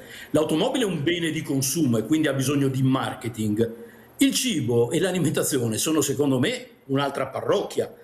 C'è sempre stato l'agricoltore che così anche per sfizio si è messo a innovare, ci sta, figuriamoci, ne fa anche la specialità, voglio dire, di quell'azienda. Ma porre l'innovazione varietale come priorità, secondo me è un errore, perché basterebbe invece riuscire a educare il consumatore e magari in qualche maniera imporre al mercato che ad esempio di peperoni non esistono 4 o 5 tipi come siamo abituati a vedere, ma ne esistono più di 20, e così vale per le mele, per le pere, per tutto quello che si vuole. Ecco, io credo che c'è già abbastanza da riuscire a valorizzare la salubrità dell'alimentazione invece di ricercare appunto strumenti di marketing. Questo è quello che io penso rispetto al discorso. Se no, e la trovo una posizione debole per l'agricoltura, perché il rischio è quello degli agriturismi che, nati per insegnare a me cittadino che cos'è la campagna, sono diventati dei resort. Questa è la realtà, perché uno mi deve spiegare qual è l'azienda agricola che di suo c'ha la piscina. Non credo che francamente possiamo pensare che siano tutte così. Questo è quello che è successo. Se continuiamo a correre dietro al cittadino, a mio parere non facciamo l'interesse dell'agricoltura. Il cittadino, il consumatore ha bisogno di essere educato, accompagnato. Non bisogna per forza accondiscendere ai suoi desiderata. Prima osservazione. Seconda osservazione rispetto agli organismi geneticamente modificati. Ha ragione Giustiniani, c'è molta confusione in Europa. Io, se devo scegliere, però dico no alla soia transgenica. Quindi tra le due cose preferisco essere molto più severo rispetto a questo. Comunque è vero, il problema c'è. Un'altra questione che però sugli OGM non è stata affrontata, non è probabilmente questa neanche la puntata giusta, però è quello dei brevetti. Attenzione, perché gli organismi geneticamente modificati ridurrebbero ancora, secondo me, la libertà, diciamo, degli agricoltori, mettendoli nelle mani delle multinazionali. Sulle cose che volevo dire a Giustiniani ho finito, se vuoi introduco un altro tema. No, fermo, perché adesso noi dovremo collegarci invece con il presidente di CIA riconfermato, Cristiano Fini, che siamo riusciti finalmente ad avere il collegamento. Mi pare che dovremo averlo in collegamento proprio perché, voglio dire, ci riporta sostanzialmente quello che si sta decidendo e si deciderà proprio ai vertici, visto che poi lui appunto è al vertice di una delle organizzazioni che rappresentano gli agricoltori ed è proprio diciamo così, al vertice nazionale. Ce l'abbiamo il presidente Fini? Non ancora. Allora ritorniamo invece al nostro argomento. Però volevo allora a questo punto andare da Walter Lucchetta, che ho visto collegato. Direttore, dopo quello che abbiamo sentito adesso tra soia transgenica, carne rossa, che i consumi non sono variati, anzi stanno crescendo anche un po' in tutto il mondo, e la prospettiva che dice il presidente Giustiniani, ovvero che chiuderemo le nostre stalle stando dietro a queste regole e andremo a comprare la carne all'estero, che regole ne ha meno restrittive, lei cosa ci risponde? Io volevo un attimo tornare, rispondo che non voglio dire alcune cose perché sai, in qualche maniera dobbiamo arrivare a 10 miliardi di persone. Non c'è carne a sufficienza a livello mondiale adesso, immaginiamoci dopo, a meno che non si facciano altri percorsi, e non aggiungo altro perché sarebbe populismo, però voglio tornare al ragionamento del benessere. Io penso che gli allevatori italiani, gli allevatori della Pianura Padana, abbiano fatto un percorso che non ha fatto nessuno. Basti andare a vedere le statistiche di consumo di antibiotici dal 2010 a oggi e li abbiamo ridotti di oltre il 65%. e quindi non abbiamo, penso, nulla da chiedere o da farci insegnare da nessuno.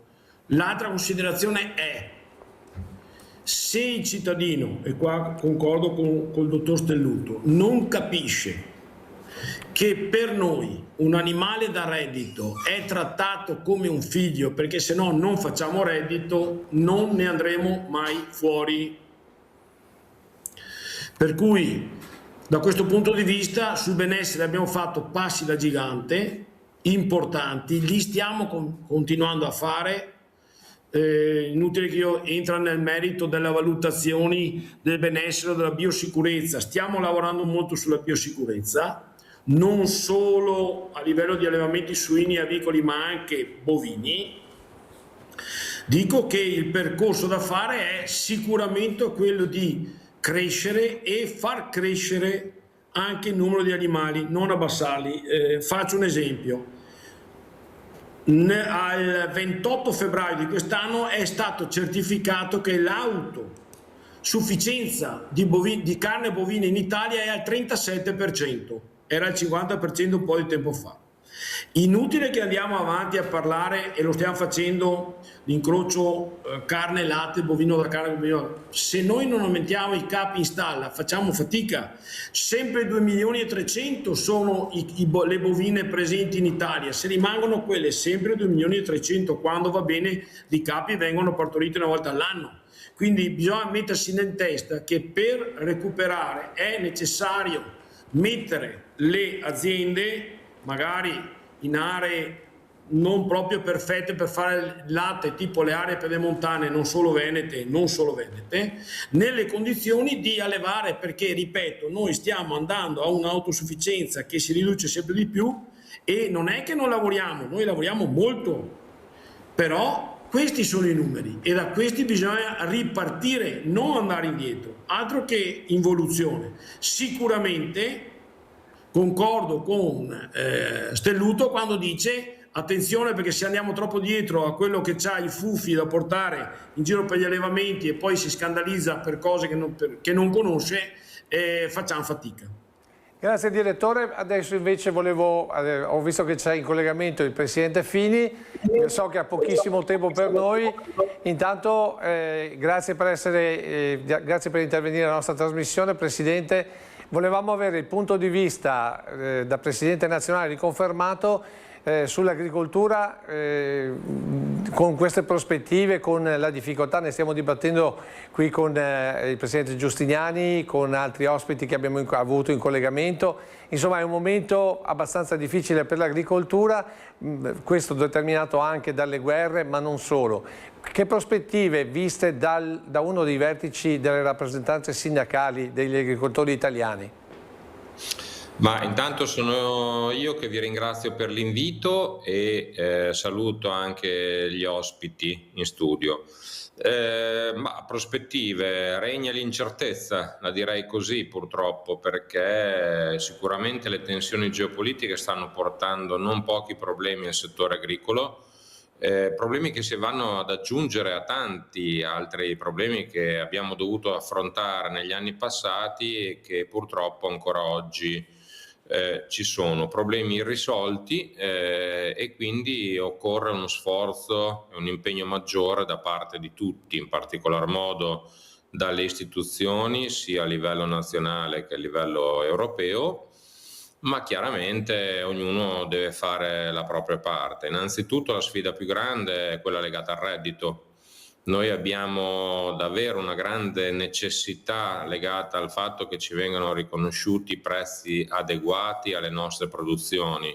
Purtroppo in talune filiere questo non avviene, guardo la filiera del grano, dei cereali in generale come ad esempio il mais, ma anche purtroppo il prezzo del latte è diminuito in maniera molto importante, e, ovviamente anche il riso e altri.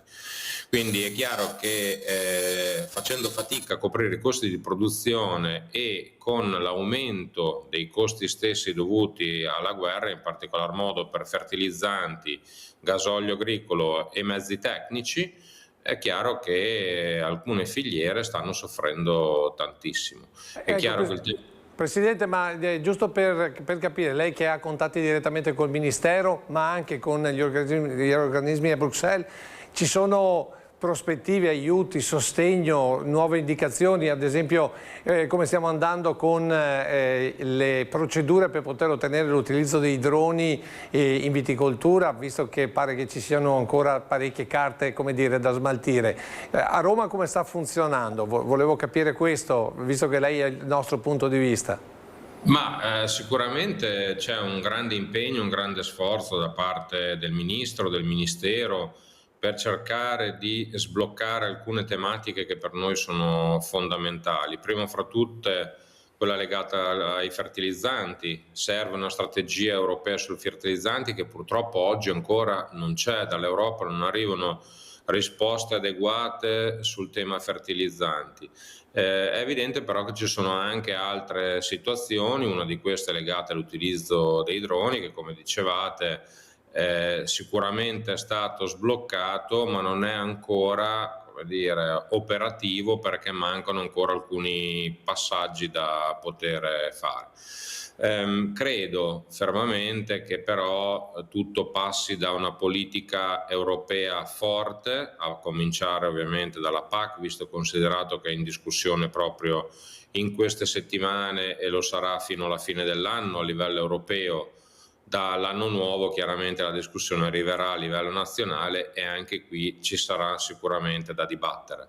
Però ci sono tante altre situazioni come l'utilizzo di principi attivi che purtroppo ci vengono tolti continuamente senza fornirci le alternative, e il clima sappiamo quanto purtroppo incide. L'utilizzo delle TEA, delle piante resistenti, ci potrebbero consentire di utilizzare meno acqua e meno chimica, ma ancora questo è ancora bloccato. Speriamo che la prossima settimana arrivi un voto favorevole da parte del Parlamento europeo per avere un regolamento definitivo e quindi poter finalmente iniziare la sperimentazione e finalmente poter avere fra qualche anno anche le piante più resistenti.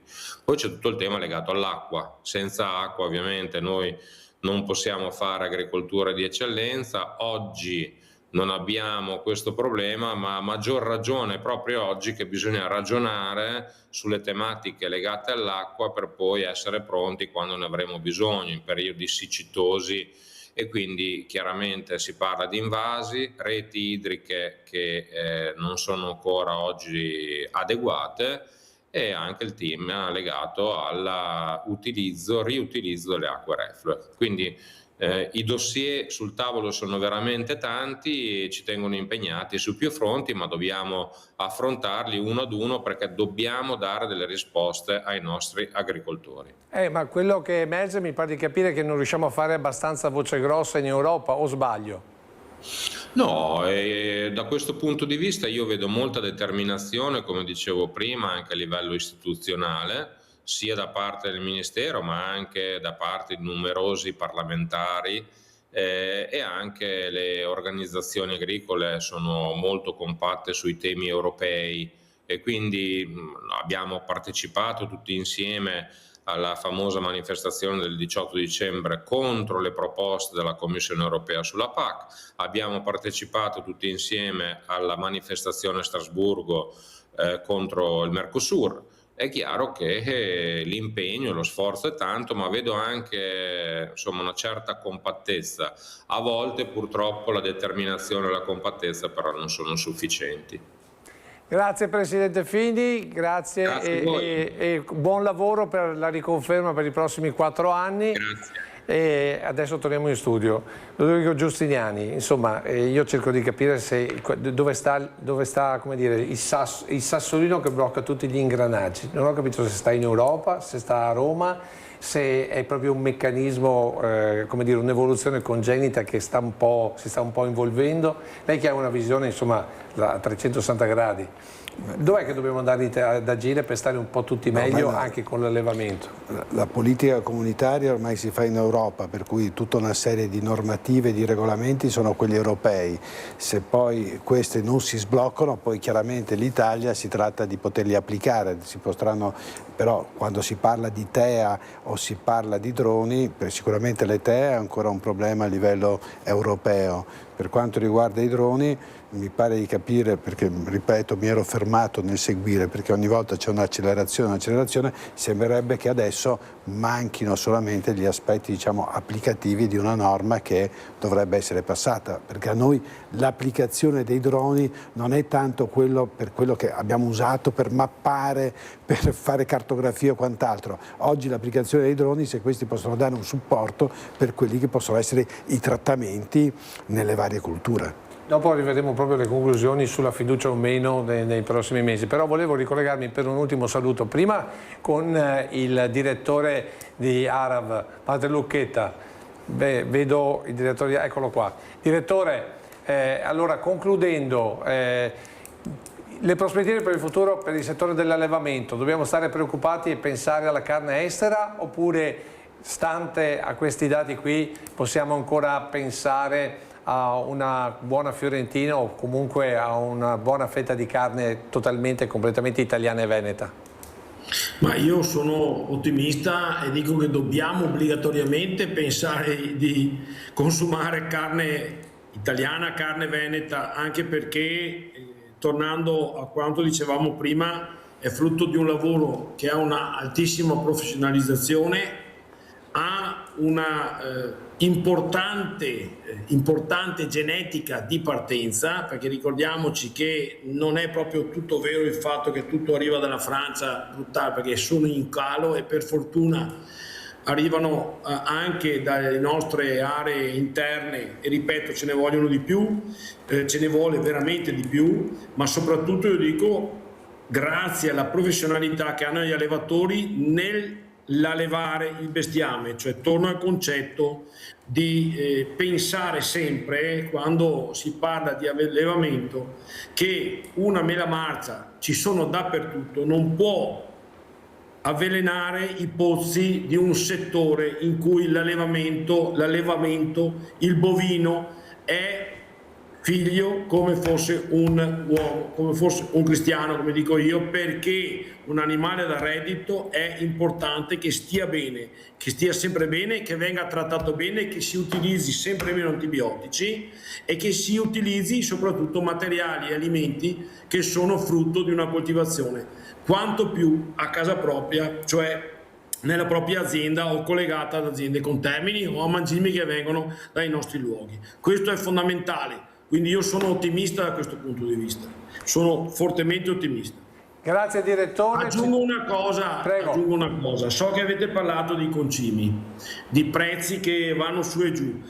Siccome un'altra delle demonizzazioni, si metterà a ridere il dottor Giustiniani, che abbiamo è quella dello spandimento dei liquami. Io non lo chiamo spandimento o smaltimento, lo chiamo spargimento a scopi di concimazione. Io penso che il liquame adeguatamente maturato, il biodigestato dei biodigestori da biogas e biometano saranno veramente importanti non solo per quelle aziende che li utilizzano ma anche per le altre, perché il costo non è quello di un quintale di urea o di nitrato ammonico.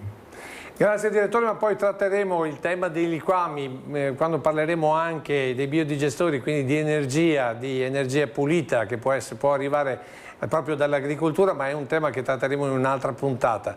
Salutiamo quindi Walter Lucchetta, direttore di ARAV. Ho visto per un attimo Fabrizio. Fabrizio, giusto un attimo perché abbiamo, come dire, sforato nei tempi. So che tu avevi un appuntamento da ricordare per quanto riguarda l'acqua, ne abbiamo parlato prima anche con il Presidente Fini, l'importanza dell'acqua, c'è la settimana della bonifica, giusto?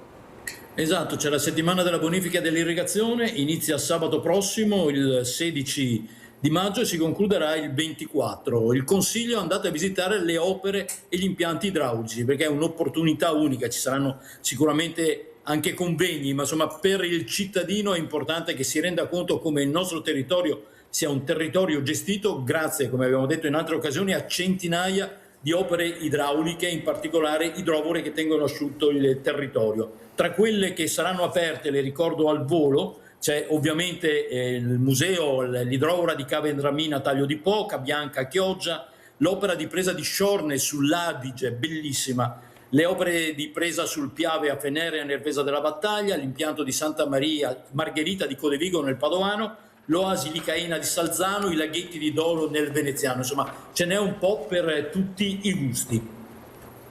Bene, grazie Posso continuare se vuoi, Come, scusa?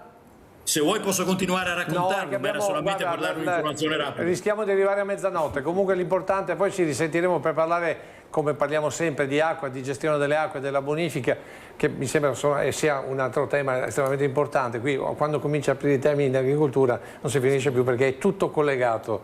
Però a questo punto volevo chiedere se riusciamo ad abbassare un po' le luci e ad affrontare, salutando Fabrizio Stelluto, l'ultimo tema. Ve l'avevo annunciato così nel prologo ed è un tema che riguarda i lupi. L'amico cacciatore ha guardato il grande campo di erba medica davanti alla mia casa, ha indicato nel mare verde una fenditura di erba calpestata e ha detto: dobbiamo andare lì. Lungo il breve percorso c'erano chiazze di sangue, dopo un centinaio di metri l'erba era appiattita. Al centro del cerchio c'era il mio cane sbranato dai lupi. La sera prima non era rientrato e lo avevamo cercato inutilmente. Scusate se vi racconto questa storia, che è molto dura, ma non mi riesce di scrivere altro questa settimana. Anche le dita sulla tastiera mi fanno male. So bene delle guerre e non oso paragonare questa mia briciola di morte, ma chi ha un cane sa, capisce. Il dolore è fisico quando scompare il tuo cane. Il giorno prima lo stesso branco aveva predato 6 pecore del mio dirimpettaio Vittorio. Nel mese precedente altri 4 cani erano stati uccisi in valle. E asini, vitelli, puledri. Il lupo è un predatore apicale. L'Italia è il paese che largamente ne ha di più, forse intorno ai 4.000 esemplari. La netta impressione è che le autorità locali e nazionali, strette tra intransigenza animalista e la voglia di farci giustizia da soli, abbiano timore di decidere alcunché. Ma quando non si governa un fenomeno sfugge di mano e peggiora sempre i problemi e anche gli umori. La specie è in pericolo se si rinuncia a governarla. Le doppiette, le esche avvelenate provvedono a falcidiare ciò che invece deve essere protetto e tutelato, anche utilizzando la selezione. Ma sono sicuro che qualcosa va fatto e velocemente se si vuole che la convivenza tra uomo e lupo resti possibile. Altrimenti si torna tutti in città e al diavolo la manutenzione di fossi e torrenti, al diavolo la cura dei campi e dei boschi, al diavolo la ripopolazione delle aree interne. Ma sarebbe una resa e un tradimento. Io quassù ci voglio vivere, insieme ai miei vicini allevatori, insieme ai cani, insieme ai lupi. Ma fino a quanti esemplari questo territorio può reggere? Lo devono stabilire le autorità responsabili. È il loro lavoro. Il mio è stato seppellire osso. Michele Serra sul post del 5 maggio 2026. Rialziamo le luci per ritornare a quest'ultimo argomento. Dietro abbiamo proprio Osso, abbiamo questo cane che tra l'altro a cui Michele Serra ha dedicato un libro. Quindi più che un cane, quasi una persona di famiglia potremmo definire, perché per molti l'animale è veramente, anzi il cane è veramente qualcosa di più di un cane. Ludovico Giustiniani, lei ha dei cani? Sì. E sentire questa storia? È tristissima, perché il cane veramente è un amico fedele dell'uomo, per cui è una parte di te. Se sei abituato proprio a vivere con il tuo cane, devo dire che saperlo sbranato non è che sia, anzi, un dolore atroce. La riflessione che ha fatto Michele Serra è assolutamente una riflessione attualissima. Ma allora come si può uscire? Ne parliamo sempre di lupi. Adesso i lupi stanno arrivando, a parte che sono arrivati anche nei suoi terreni, mi dicono. Sì, io sono pieno di fototrappole, sono pieno di filmati, ci sono 2 o 3, c'è un lupo solitario, qualche branco, noi abbiamo un piccolo allevamento di pecore che anche 3 mesi fa penso ce ne hanno sbranate 8 o 9. E ci deve essere una convivenza. La convivenza c'è quando diciamo, o ci sono delle misure adeguate di tutela per quello che sono gli allevamenti in alcune zone, per cui vuol dire che vanno protetti. Noi abbiamo recinzioni, alla sera chiudiamo le pecore in recinti alti 2,5 metri affinché il lupo o un altro animale che è arrivato, che si chiama lo sciacallo dorato, che è venuto dai paesi dell'est, che è una via di mezzo fra una volpe, più grande di una volpe e più piccolo di un lupo, però non per questo pericoloso come il lupo.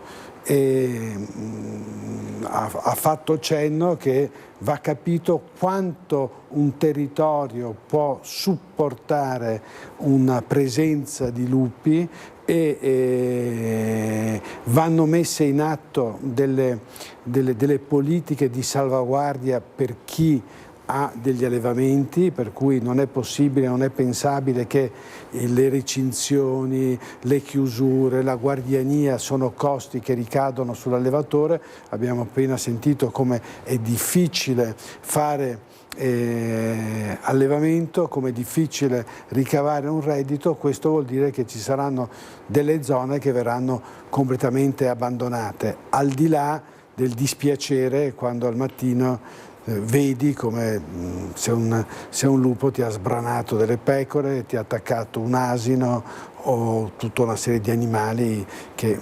Allora cosa bisogna fare? Aumentare le recinzioni o procedere con una selezione? A mio avviso è un mix di interventi che va fatto, cioè va innanzitutto censito e va censito quanti sono, quanto un territorio li può supportare, e la selezione è una cosa, essendo, come ha detto Serra, è all'apice della piramide alimentare e prima c'era sopra il lupo che teneva un contenimento in alcune zone, sopra l'apice della piramide alimentare del lupo c'è l'uomo, per cui o si ritorna a selezionare e che il lupo abbia paura dell'uomo, perché oggi uno dei problemi è che il lupo non ha più paura dell'uomo, va perché comunque sa che comunque l'uomo non gli spara, per cui vuol dire andare a fare una politica di selezione, se no vorrà dire che vivremo più casi come questo e vivremo in alcune zone un grosso abbandono da parte dell'agricoltura, degli allevatori. Per cui penso che sono più interventi che vanno fatti. Ecco. Però anche in questo caso forse la politica dovrebbe essere un po' più, chi ci amministra dovrebbe essere un po' più incisivo, no? Un po' come abbiamo visto in altri temi questa sera. Beh, assolutamente va fatta una politica. Adesso già a livello comunitario mi pare che è stato abbassato il grado di protezione, no? del lupo, però questo richiede poi una politica di gestione. Una politica di gestione del lupo, affinché sia possibile la convivenza nei diversi territori. Voi a scuola come raccontate il lupo?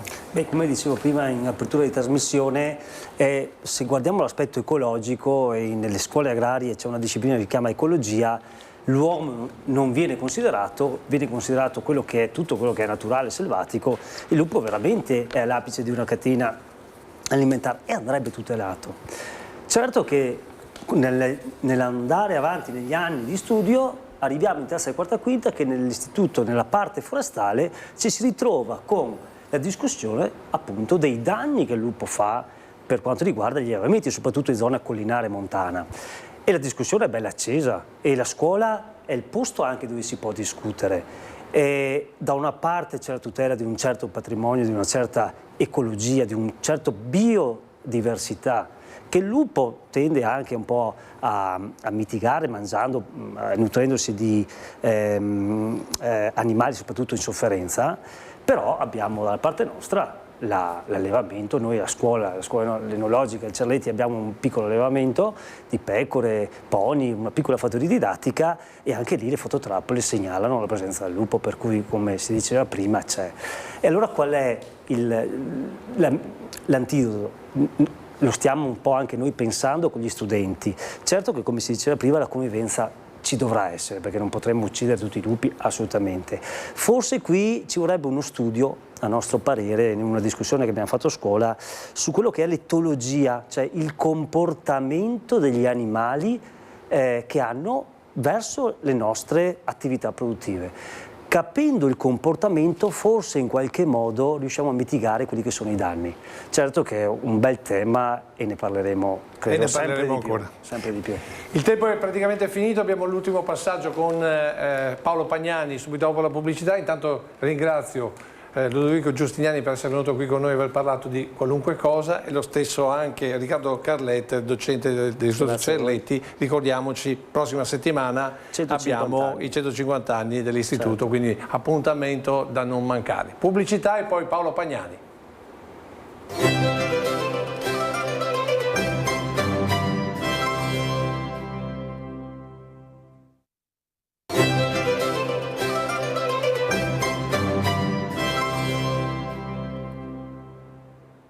Velocissimi perché come sempre siamo già in ritardo, ultimo blocco, vi faccio vedere velocemente l'oggetto misterioso che poi vi verrà raccontato dal nostro Bastian Contrario, ovvero Aldo Cescon.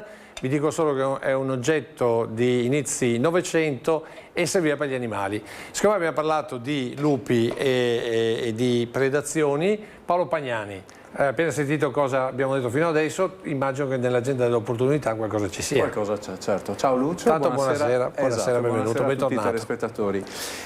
Sì, allora parliamo di animali e parliamo di danni da fauna selvatica, per ricordare che tra le opportunità, tra i bandi, gli aiuti, ci sono anche i contributi, o meglio i contributi appunto legati ai risarcimenti per i danni da fauna selvatica. Ah, quindi qualche soldino arriva? Esatto. Il soggetto che gestisce tutto questo per conto della Regione Veneto è Avepa, quindi l'organismo pagatore. Ci sono due modalità di intervento. Ecco, ferma lì che vediamo. Una è tramite l'indennizzo, quindi c'è stato un danno, viene fatta una stima e sulla base di quella stima viene dato un indennizzo che viene calcolato in percentuale rispetto al danno subito, quindi non è mai pari al 100%.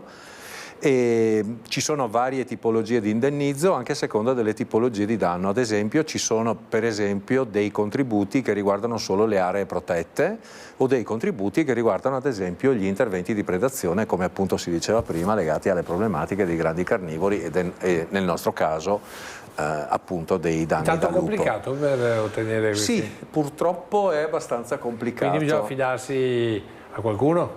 Sì, allora il tema è che la complicazione, mentre una volta la domanda poteva essere gestita in casa, adesso deve essere per forza fatta tramite un'associazione di categoria, e quindi questo ha un po' alzato i costi della domanda e molte volte gli agricoltori in un certo senso rinunciano. Questo non è efficace, non è opportuno, perché perdiamo, al di là del tema dell'indennizzo, che magari potrebbe essere poco interessante, però si perdono le segnalazioni dei danni, e le segnalazioni dei danni sono alla fine segnalazioni di un problema e quindi diventano un censimento indiretto. Ma la domanda è, indennizi quindi su danni subiti o anche indennizi per diciamo così, opere di prevenzione? Esatto, oppure l'altra metodologia è quella di interventi di prevenzione, quindi la messa a dimora di reti, di altri strumenti di prevenzione, quindi ad esempio nel caso delle orticole. Anche in questo caso la domanda viene presentata ad Avepa e il contributo è una quota parte di quello che è il costo dell'intervento preventivo. Mi hai parlato di orticole, vuol dire che i danni da fauna selvatica, noi adesso abbiamo la testa sul lupo che fa la predazione, ma stiamo parlando anche di cinghiali, stiamo parlando anche di cervi. Ci sono i cervi, ci sono le lepri, ci sono varie specie. Nel caso diciamo tipico che riguarda le orticole possono essere lepri, oppure ad esempio le nutrie. Le nutrie sono particolarmente ghiotte di radicchio di Treviso IGP tardivo. Quindi anche lì ci possono essere delle... Beh, insomma, devo dire, allora, guardare il sito di Avepa, farsi consigliare e soprattutto pensare, e c'è una proposta in questo senso che sta uscendo da Treviso tramite le associazioni agricole, di passare dalla domanda che ha la finalità dell'indennizzo alla domanda che ha la finalità della segnalazione, e quindi tenere in maniera efficace sotto controllo quello che può essere una problematica, al di là di poter accedere o meno a un intervento. Perché più segnalazioni vengono fatte, più può essere fatta anche una programmazione rispetto a un possibile danno, oppure una programmazione rispetto a individuare zone o anche la prevenzione, voglio dire, ecco. Va bene, hai altre cose? Altre cose sì, abbiamo parlato di turismo esperienziale nelle puntate scorse, abbiamo anche parlato di bandi, di GAL o altri tipi di interventi, e abbiamo individuato quegli interventi in cui c'è una componente privata, che a volte è agricola e a volte è extraagricola, e una componente pubblica. Oggi parliamo di un intervento, si parla molto in questo momento della cosiddetta One Health, cioè la salute unica. Che cosa significa? Perché è una cosa di cui parleremo anche più avanti. La salute nostra dipende dalla salute dei nostri animali e dipende dalla salute dell'ambiente, quindi vedere queste cose assieme consente di avere un approccio, come si dice, integrato. Ci siamo accorti per esempio dei problemi della salute complessiva nel caso del Covid, quando c'è stato un passaggio di una determinata problematica. Nell'ottica di una salute complessiva c'è anche il rapporto tra noi e i nostri animali, e tra questo il tema degli interventi assistiti con gli animali, ovvero la cosiddetta pet therapy. Ci sono delle problematiche, delle criticità, delle malattie che possono essere curate o perlomeno mitigate tramite un rapporto tra l'uomo e l'animale. L'Istituto Zooprofilattico Sperimentale delle Venezie, che è il centro di riferimento per le 3 Venezie della sanità animale, domestica, zootecnica e selvatica, è centro di referenza nazionale per gli interventi assistiti con gli animali. Quindi tramite l'attività del dottor Mutinelli e dei suoi collaboratori vengono messi a regime dei protocolli operativi. Cioè, in poche parole, non so, io ho un animale, lo posso utilizzare per fare della terapia, ad esempio con la disabilità? Esatto, la disabilità, oppure altre problematiche, anche la questione, ad esempio l'autismo ha a volte la possibilità di essere perlomeno mitigato nei suoi effetti da un rapporto con gli animali. Questo va agganciato però, cos'è, la fattoria didattica, mi pare di capire? Questo va agganciato alla fattoria didattica. Difatti uno dei grossi campi di lavoro appunto in questo centro di referenza è di collegare tra loro agricoltura sociale e interventi di pet therapy. Ma questo significa avere dei contributi o avere l'autorizzazione per poter utilizzare in questa maniera gli animali? Allora, nel caso del centro di referenza significa entrare in una dinamica operativa, quindi sapere quali sono gli strumenti, i mezzi, le possibilità. Sì, non è che uno si può inventare in quel momento. I bandi di cui noi abbiamo parlato nelle scorse settimane possono dare l'elemento su cui poter magari reperire una parte delle risorse. Quindi il tema era anche quello di dire: parliamo di opportunità, ma parliamo anche di idee dove poter sviluppare questa opportunità. E quindi lì rientra il tema dei GAL che abbiamo parlato nelle scorse settimane. Quindi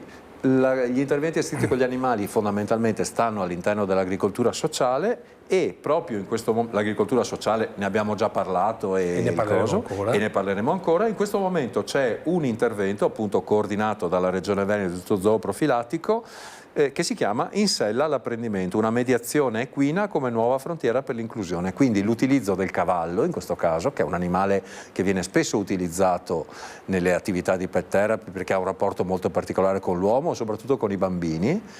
E quindi ci sono queste iniziative che si svolgono nel Veneto, si svolgono direttamente in alcune aziende agricole. A Treviso per esempio si svolgono all'Agriturismo La Donza, che è una struttura che lavora storicamente con i cavalli, anche con una bellissima esperienza, e verranno fatte delle iniziative di formazione per insegnanti di tutti i cicli scolastici per promuovere questo tipo di intervento nel mondo della scuola. Insomma, quindi se io sono un insegnante, voglio anche fare un'ulteriore formazione per potermi magari dedicare anche alla pet therapy, posso prendere e vado a vedere, ho visto che c'è anche allora, io qua ho messo il calendario, come vedete la Dolza ha 2 giornate di intervento, il 23 giugno e il 25 giugno, però già il 9 giugno siamo a Padova, poi c'è Verona, Venezia, ancora Rovigo, e poi si finisce con l'ultimo incontro e siamo a fine giugno a Padova. Quindi la partecipazione della giornata formativa è gratuita? Assolutamente,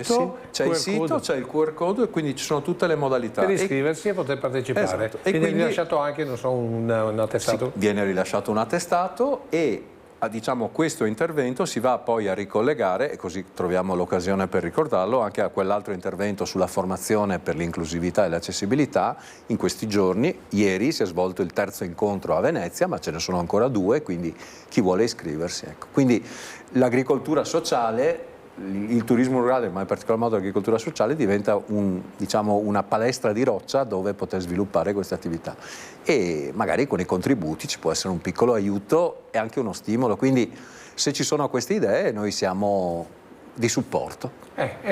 Tutto il resto insomma uno va a leggerselo nel sito. Grazie a Paolo Pagnani. Grazie Lucio, buonasera allora, a tutti. Si chiude questa puntata di Agricoltura di Sera. Abbiamo cercato di raccontarvi l'attualità dell'agricoltura veneta e non solo. Avete sentito e avete visto tanti ospiti. Noi come sempre vi diamo appuntamento alla prossima settimana, sempre il mercoledì sera, sempre dalle 21, sempre qui su Antena 3. L'ultima pagina, l'ultima parola ce l'ha come sempre il nostro Aldo Cescomo, ovvero il Bastian Contrario, che vi racconta anche. Ho visto il nostro Francesco Cerrone ha preparato già la telecamera per l'ultima immagine, eccola qua. Ringrazio anche Francesco Cerrone alla regia e Mattia Pizzaia, Solerti come sempre a stare dietro e a supportare il sottoscritto. Ci vediamo mercoledì prossimo, mi raccomando, ore 21, Antena 3. Intanto buonasera e adesso il Bastian Contrario. Buonasera signori, e mostro subito, magari capito cosa che serve e sarebbe un poco fuori tema. Sto quasi un inco con la ocche. E se chi attrezzi che si sparì in giro, per chi la comprai? I commercianti? Perché pur di mettersi via i skei quando che è ora, i 5 con anche. Perché adesso, qua storia del rincaro del gasolio, i prezzi se dai dal 10 al 30% in su. Io non sono tanto bravo in matematica, ma ho fatto un conto ieri altro, che se un camion da verdura viene dal sud e fa 1000 chilometri e consuma e fa 3 chilometri con un litro e consuma 350 litri di gasolio. Prima lo pagava 1,08 euro, adesso lo paga 2,2 e spende 40 centesimi in più al litro, che vorrebbe dire circa 150 euro in più di gasolio per fare il viaggio. Ma se trasporta 100 quintali di verdura, la verdura costa 1 euro al quintale in più. 1 euro al quintale significa 1 centesimo e mezzo al chilo. Non si è accorto nessuno dell'aumento. E invece che se questi qua, che gallico con la occhi scarsea, che approfitta della situazione per poter mettere a carità tutti. I vada quello che vende fragole e vada non siamo buoni a venderle perché vada i prezzi, i trasporti, che dà 2,5 euro il chilo, 2 sì, e dopo i vende a sì, 7, 8, come che capita. E dopo mi dici come che fa l'agricoltore a natarsi della manodopera per poter raccogliere quando che non gli dà niente della roba. E questa storia quasi anche sul discorso di allevamenti, sia da latte che da carne. Ormai io dove che sei una staia, che sei un'azienda paradrio, e l'azienda ha un rincaro del 30%, che ha raddoppiato il gasolio, che ha aumentato del 30% i concimi. No, lì che sta più dentro a produrre, i produce a sottocosto, e tutto appena aumenta il latte, si sarà il punto di partenza. E accompagna c'è qua carne. Però quello che dopo era questo mette sempre scarsea. E questa è una storia che si ripercuote un poco dappertutto. Anche sul discorso di animali che vi parlavo stasera. Qua danno altri che sono i corvi che mangiano tutti gli osetti. Dopo a volpe cammina e mangia anche 4 gli avoretti che se bello vede l'icora e non si può fare niente. Dopo vengono i cinghiali, quelli che vanno fuori tutto e guai a Dio toccarli. Dopo arrivano i lupi se vai al mercatino a Badovere, fai un giretto sulla piazza e rialtro, tutto a posto, è tutto regolare. Dopo arriva anche gli orsi. E guai a Dio toccarli, guai a Dio ridimensionare, che se dei paeti, perché? Perché che se skei per ste robe. E dove che si scrive, chi che vuole che le robe funzionino in quella maniera. Mi sono stufo di dirlo e di ridirlo. Anche adesso chi vuole piantare gli olivi sul poesile, no, che abbiamo bisogno di gran per fare pasta, per fare pan, abbiamo bisogno di cereali per gli animali. Sì, mi serve anche l'olio, ma viene dopo di che altre robe. Non costa, non siamo più buoni in produrli. E ora niente zucchero, niente riso, niente, sempre le solite storie. Dove andremo a finire in questa maniera qua? Addio agricoltura, perché dopo arriva 4 robe nuove, dopo viene trascurare assai là. E con questo cosa voglio che vi dica? Siamo un paese un poco così. Vi saluto, vi auguro che stai bene, che sia la roba principale. Ma sul discorso che vi ho fatto prima della manodopera, che magari non è del tutto regolare. E in Italia si è permesso a andare a rubare, vedi che tanti vecchi c'ha pagano a cresemala. E più pianeta qui che viene a rubare. Bisognerà che facciamo a cena prima di andare via, perché sennò mi mette dentro altri. Stemmi bene, alla prossima, e che Dio vi mandi buona.